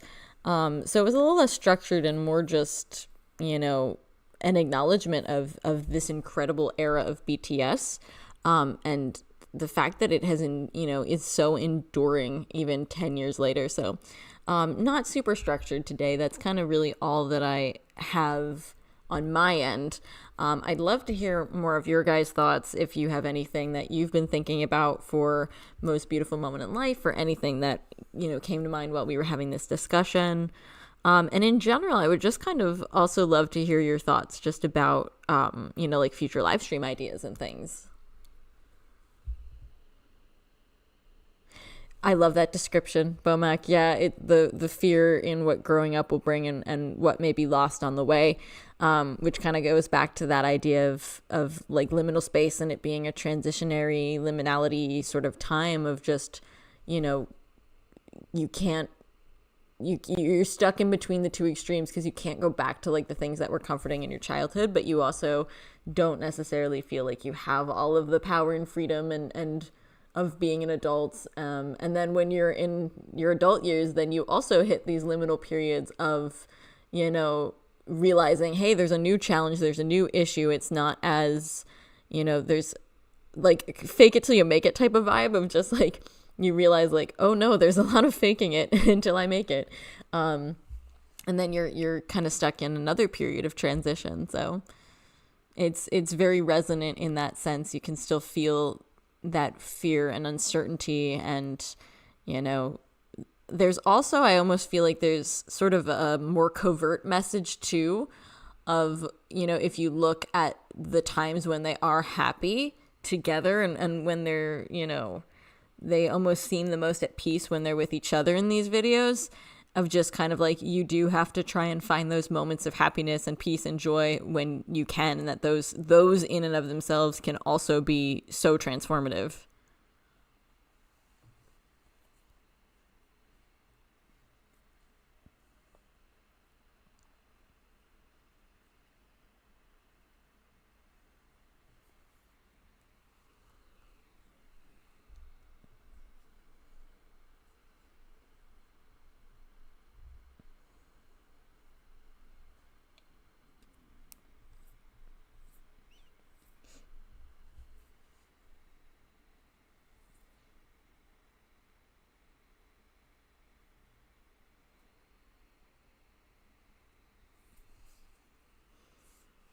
Oh, thank you so much, Sequoia. I'm so glad that you've been enjoying them. I've been having a lot of fun with them too.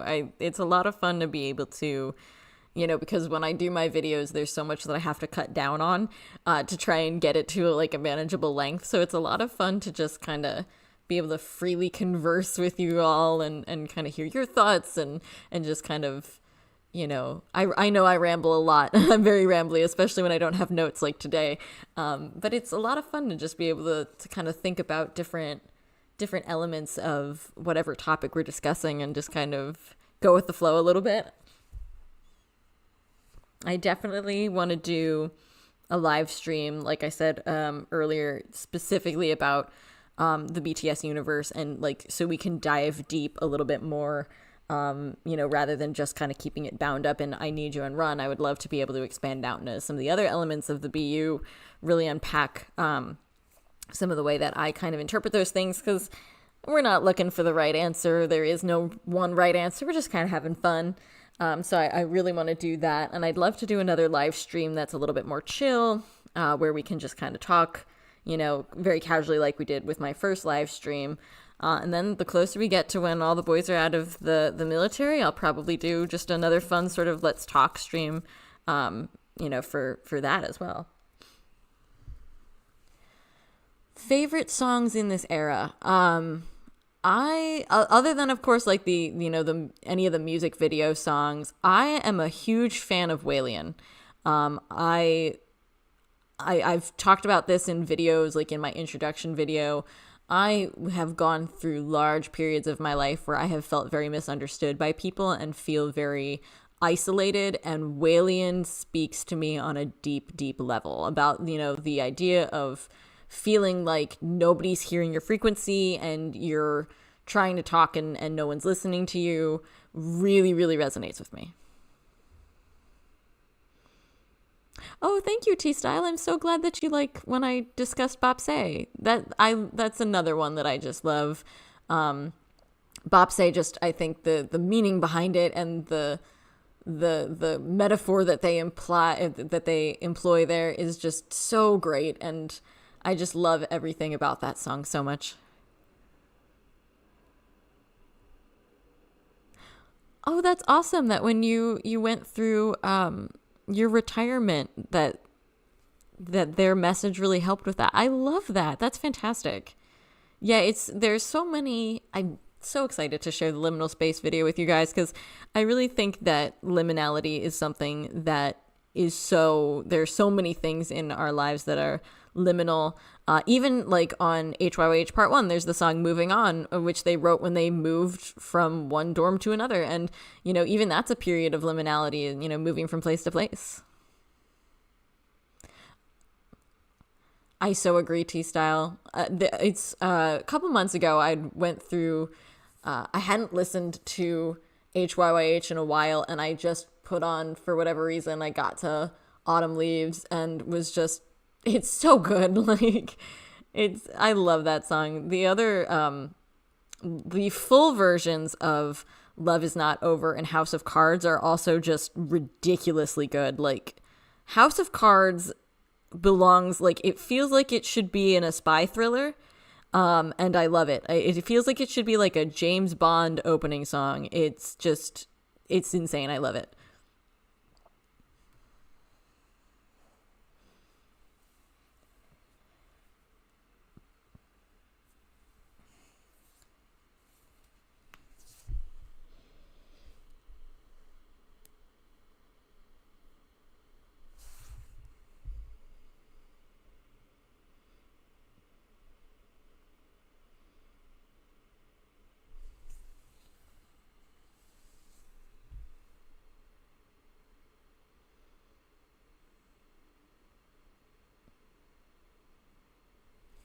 And of course, I didn't mention it because I wanted to sort of focus on the first two albums in the series rather than specifically on Young Forever. But Epilogue Young Forever, that even has its own, incredible history, of course, because of ARMY singing it to the boys and how special that was, and so I didn't even get into that. But that song's amazing too. That song makes me cry every single time. Yes, Hitchhiker Hobbit, you are so right. It's the strings of House of Cards, just that, when that kicks in, it's just like, oh my gosh, how is this not in a spy thriller? This needs to be a spy thriller theme song.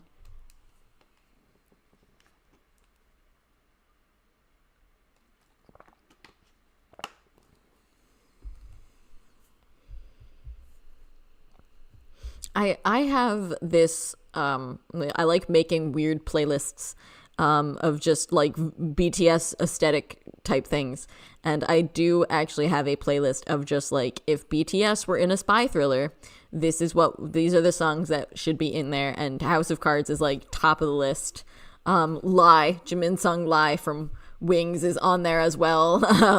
There's a couple that I'm just like, please, spy thriller BTS, here's the playlist.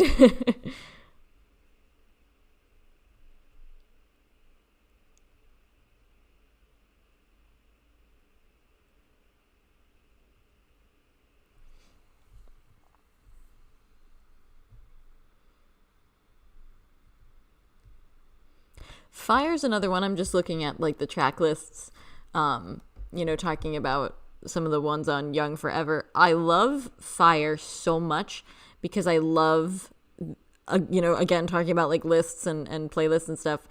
There is a whole group of BTS songs that you can categorize as like, oh, this just kind of sounds like a fun, upbeat song, but there's actually a ton of depth behind it. And for me, Fire is one of those songs.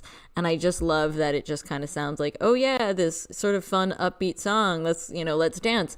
But there's so much depth to Fire of just like, hey, if you're exhausted, come with me. And, if you need somebody to give you strength and power, come with me, and we can get through it together. And I love that part of Fire and just, that is so BTS. That is just BTS to their core, that it's just the giving strength to the people who don't have strength. And giving a voice to the people who don't have a voice.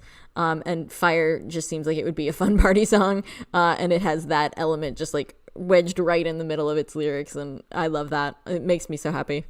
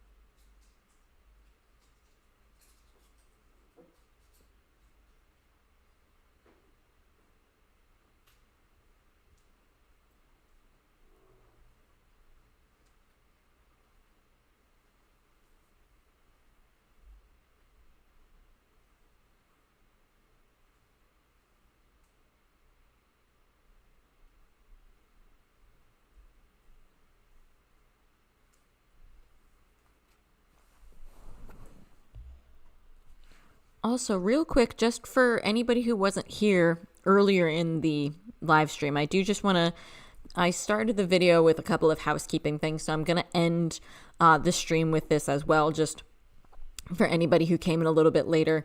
I have been very far behind on my video posting, and I'm sorry for my faults. I bow my head again today. But I do have a lot planned. This is a very ambitious plan, but I'm going to do my best to try and stick to this. I have the Dionysus analysis that I've been promising and the liminal space video that I keep referencing. Both of those scripts are done and recorded. I have to audio edit them and do the video editing. But honestly, usually writing the script and recording is the hardest part. So hopefully with those, the kind of the hurdle out of the way for both of those. I'm going to be able to get to those very soon, I hope. And then I'm going to obviously be doing welcome back videos for the rest of the members who are getting out of the military. So for Namjoon, I have an analysis of Mono, since that is very dear to me. So I can't wait to talk about that. For Yoongi, I'm doing an evolution of Augusty as a character and just his Augusty work in general.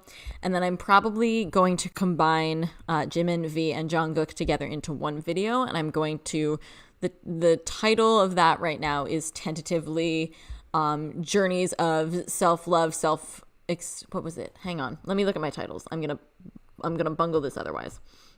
I kind of want to just analyze their growth through some of their solo work, their solo songs throughout the different eras, like Wings, Love Yourself, and Map of the Soul songs. And so right now that video is tentatively called, I'm in the wrong place. I have too many things. You never want to see my notes. It's insane. I have so many different places I keep notes. It's called Musical Journeys of Self-Love, Identity, and Discovery right now. And I'm going to combine them and sort of look at kind of almost like we did today with HYYH, actually, of just like how their own, sort of personal struggles and elements of their growth are present in their songs. So those are the videos that I'm looking to do. And then I'd love to do at least 2 or 3 live streams with you guys before BTS's military discharge. Those are probably going to be a little bit more casual live streams, just, kind of having some fun and talking with you guys. If there's anything that you want to discuss in an upcoming live stream, don't hesitate to let me know. I would love to know kind of what you guys would, if you just want to talk casually about BTS stuff, more generally, or if there's anything specific that you'd like to hear me talk about and you'd like for all of us to talk about together. So I'd love to hear your ideas on that.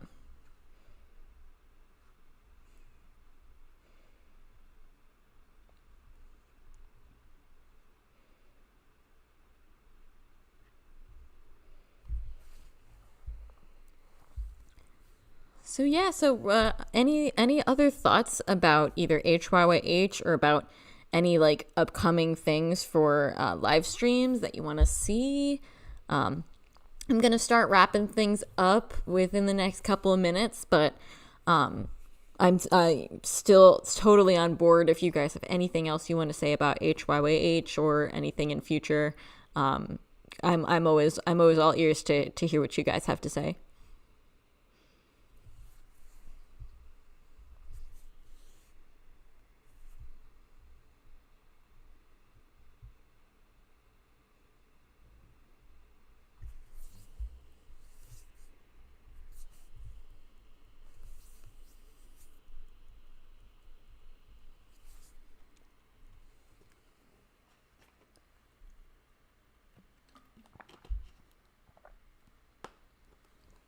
Also, it was so good to see so many familiar faces here today, so many names that I know from previous live streams and from the comment section of videos and things. It's so good to have all of you here. Thank you so much for being here and for all the support in general. I always love seeing you guys in my live chat here, so thank you so much for coming today.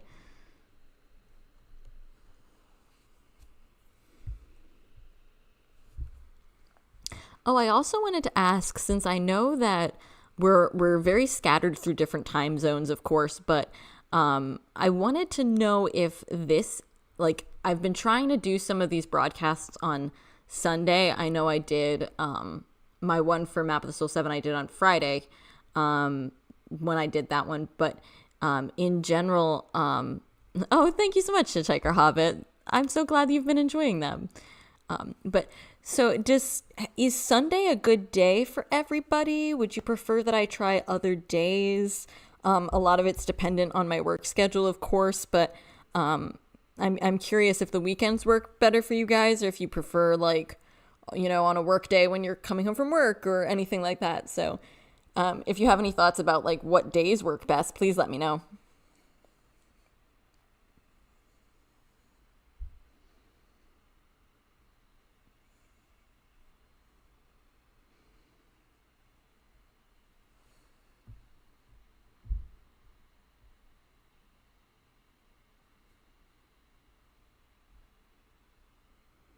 Okay, good. I'm glad Sunday has been working out. That's awesome.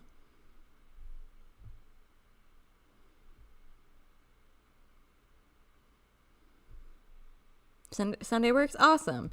That's part of why I wanted to try, and even though I'm a little bit early for it being HYYH's anniversary, I know that I couldn't do a next Sunday because I celebrate Easter, so I'm going to be tied up all day with Easter celebrations, and then the Sunday after that is pretty much like an all hands on deck day at my job, so I'm like, I definitely can't do it then, so I'm like, let's do it early. Awesome. Great. So yeah, as I'll see what, my upcoming schedules look like, and see if I can do Sundays. And if not, I'll try and pop it in on another day or two. So we'll see.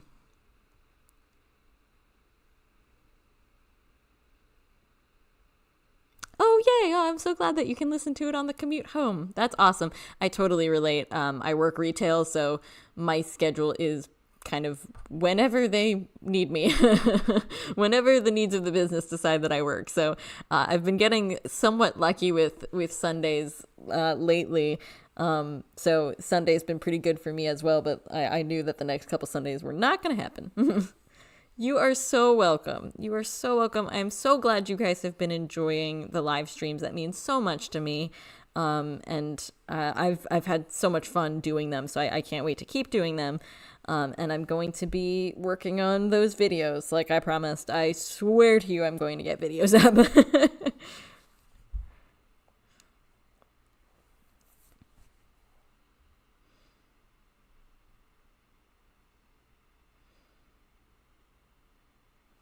So yes, I'm not sure when our next live stream will be, but I'll definitely keep you guys posted on when that is. I'll let you know. As always, I put it in like the community section of my channel, so I'll let you guys know. Yeah, I think we all we're all a little bit behind on the K drama that they did on HYYH. So we if we find it, we should find it and form like a little viewing club. I would love to do when I get some of the other topics done that are kind of more, presenting themselves to me up front, and like I've been trying to do a lot of topics that almost are foundational, like that kind of form the basis of further analysis that I can do. And once I have a couple more of those done, I would also really love to do book analysis, like books that are related to BTS. And like, so if we ever want to do like book club live streams, totally let me know. Cause like I read, actually I listened to the audiobook version of Damien for Wings, and it was surprisingly really, really good. And it's like, I would, love to discuss that with you guys. That would be awesome. Oh, hey, Don't Feed the Bears. Hi. Good to see you.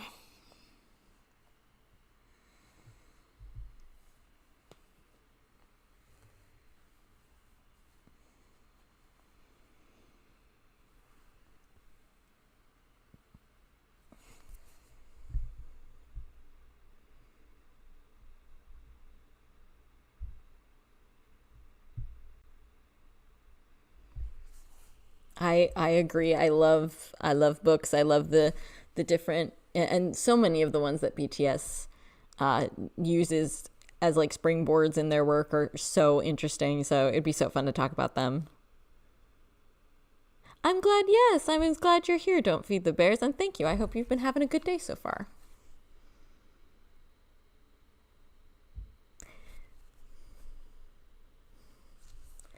Awesome. Yeah, I would love to do book analysis with you guys. It's funny, I actually the Map of the Soul, I'm very into audiobooks because they just are very convenient for me to, listen to while I'm doing other things.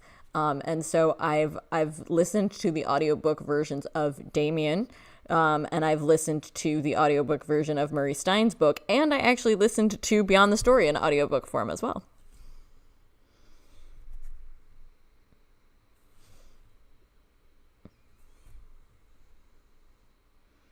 And also the nice thing about the audiobook, at least the version that I listened to for Damien, was I listen on Audible, and, I have an Audible membership, but, when you, when you, pay, when you pay for that, you get access to all of the audiobook versions of Damien. And so I have, I've listened to the audiobook version of Murray Stein's book, and I have listened to the audiobook version of Murray Stein's book, and I have listened to the audiobook version of Beyond the Story in audiobook form as well. And also the nice thing about the audiobook, at least the version that I listen to for Damien, was I listen on Audible, and I have an Audible membership, but, when you you don't have to spend credits on certain things. Some of the stuff is just included in your membership for free. And the version of Damien that I listened to was included for free. So that was really nice to be able to just have it without having to spend a credit.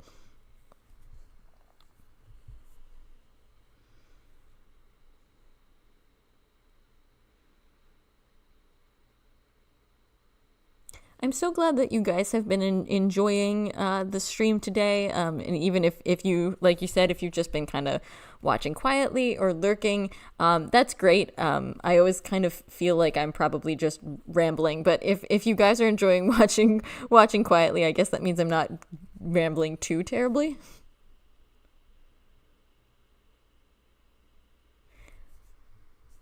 Yeah, there were some pretty dark elements of Damien. I think what really struck me about Damien was even when things aren't necessarily like dire, they're still very like he did a really good job of making you feel really uncomfortable. And just like even things that the main character goes through when he's a little kid, so they're not necessarily do or die, but he feels like they're do or die because he's just feeling like that extreme emotion of like he's a kid, so everything is really heightened. And that feeling of discomfort, it really takes you back to like when you were a little kid, and you didn't want to like admit that something happened, or you maybe did something wrong, and it's just like that level of discomfort that he was able to make me feel was crazy. And it's just reading, or in my case, listening to Damien was so interesting because it really makes Wings come alive even more. You just realize all the little references, and it really got my brain just so on fire. And you guys know I love Wings, and so it just made me love Wings even more to have all of this background from Damien. It was so cool.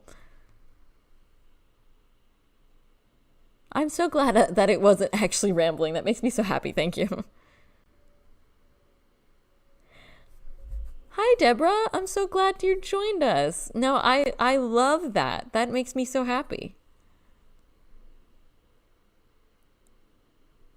We we have a really diverse group here, and that is one of my favorite things. And something that I tend to see a lot when I look at my like the statistics for my videos and my channel in general is that I have a lot of ARMY who are like over the age of 40 or 50. That makes me so happy. I love it so much.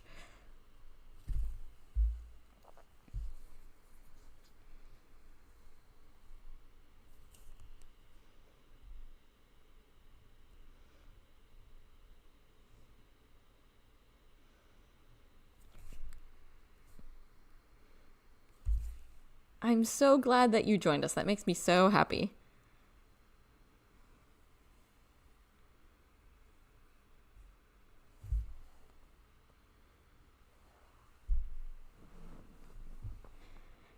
I always feel like when I look at my YouTube stats or when I'm talking to people in the comment section or in these live streams, I always feel like I am so unqualified to be doing what I'm doing because so many of my viewers have so much more experience than I do, or so like they've lived so much more life. I'm turning 30 this year. So I always like to say like Tay and Jimin, I'm a 95 liner. And so many people have so much more lived experience than I do, but so I always appreciate it even more when you guys really, when you guys enjoy my analysis, because I'm just doing my best. I agree, Hitchhiker Hobbit. That's one of my favorite things about ARMY too. I love seeing all the differences, among us, but the things that unite us as well. And in my very first live stream, I told a story about like taking a taxi with two other ARMYs leaving the concert venue when I went to PTDLA. And we were, even just in our little taxi, we were such a diverse group. It was so awesome.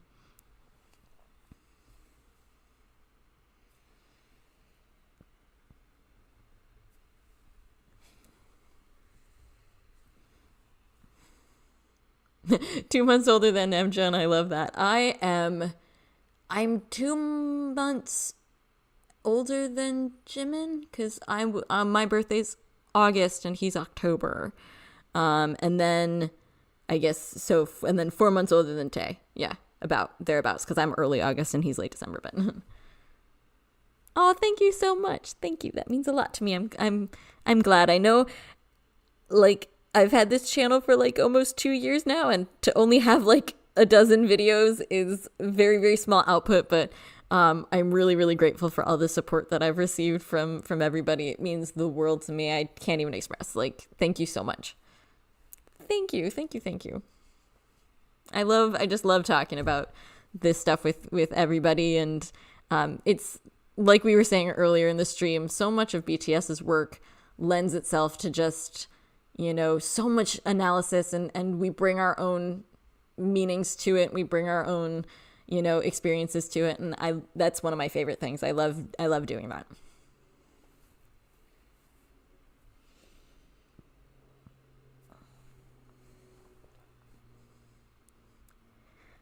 All right, everyone. So I think, oh, thank you. It does an excellent video. That's so sweet. Thank you. That means a lot to me. So I think we'll call it a day here. This has been amazing. Let me know any of your final thoughts, any of your, anything else you'd like to see in future as we wind down. But we'll get ready to wrap it up here. So.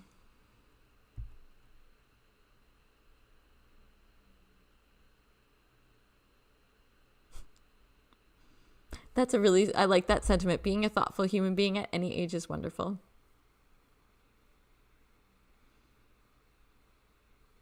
Oh, yeah, that is so sweet, Deborah. I agree. We all find BTS when we need them.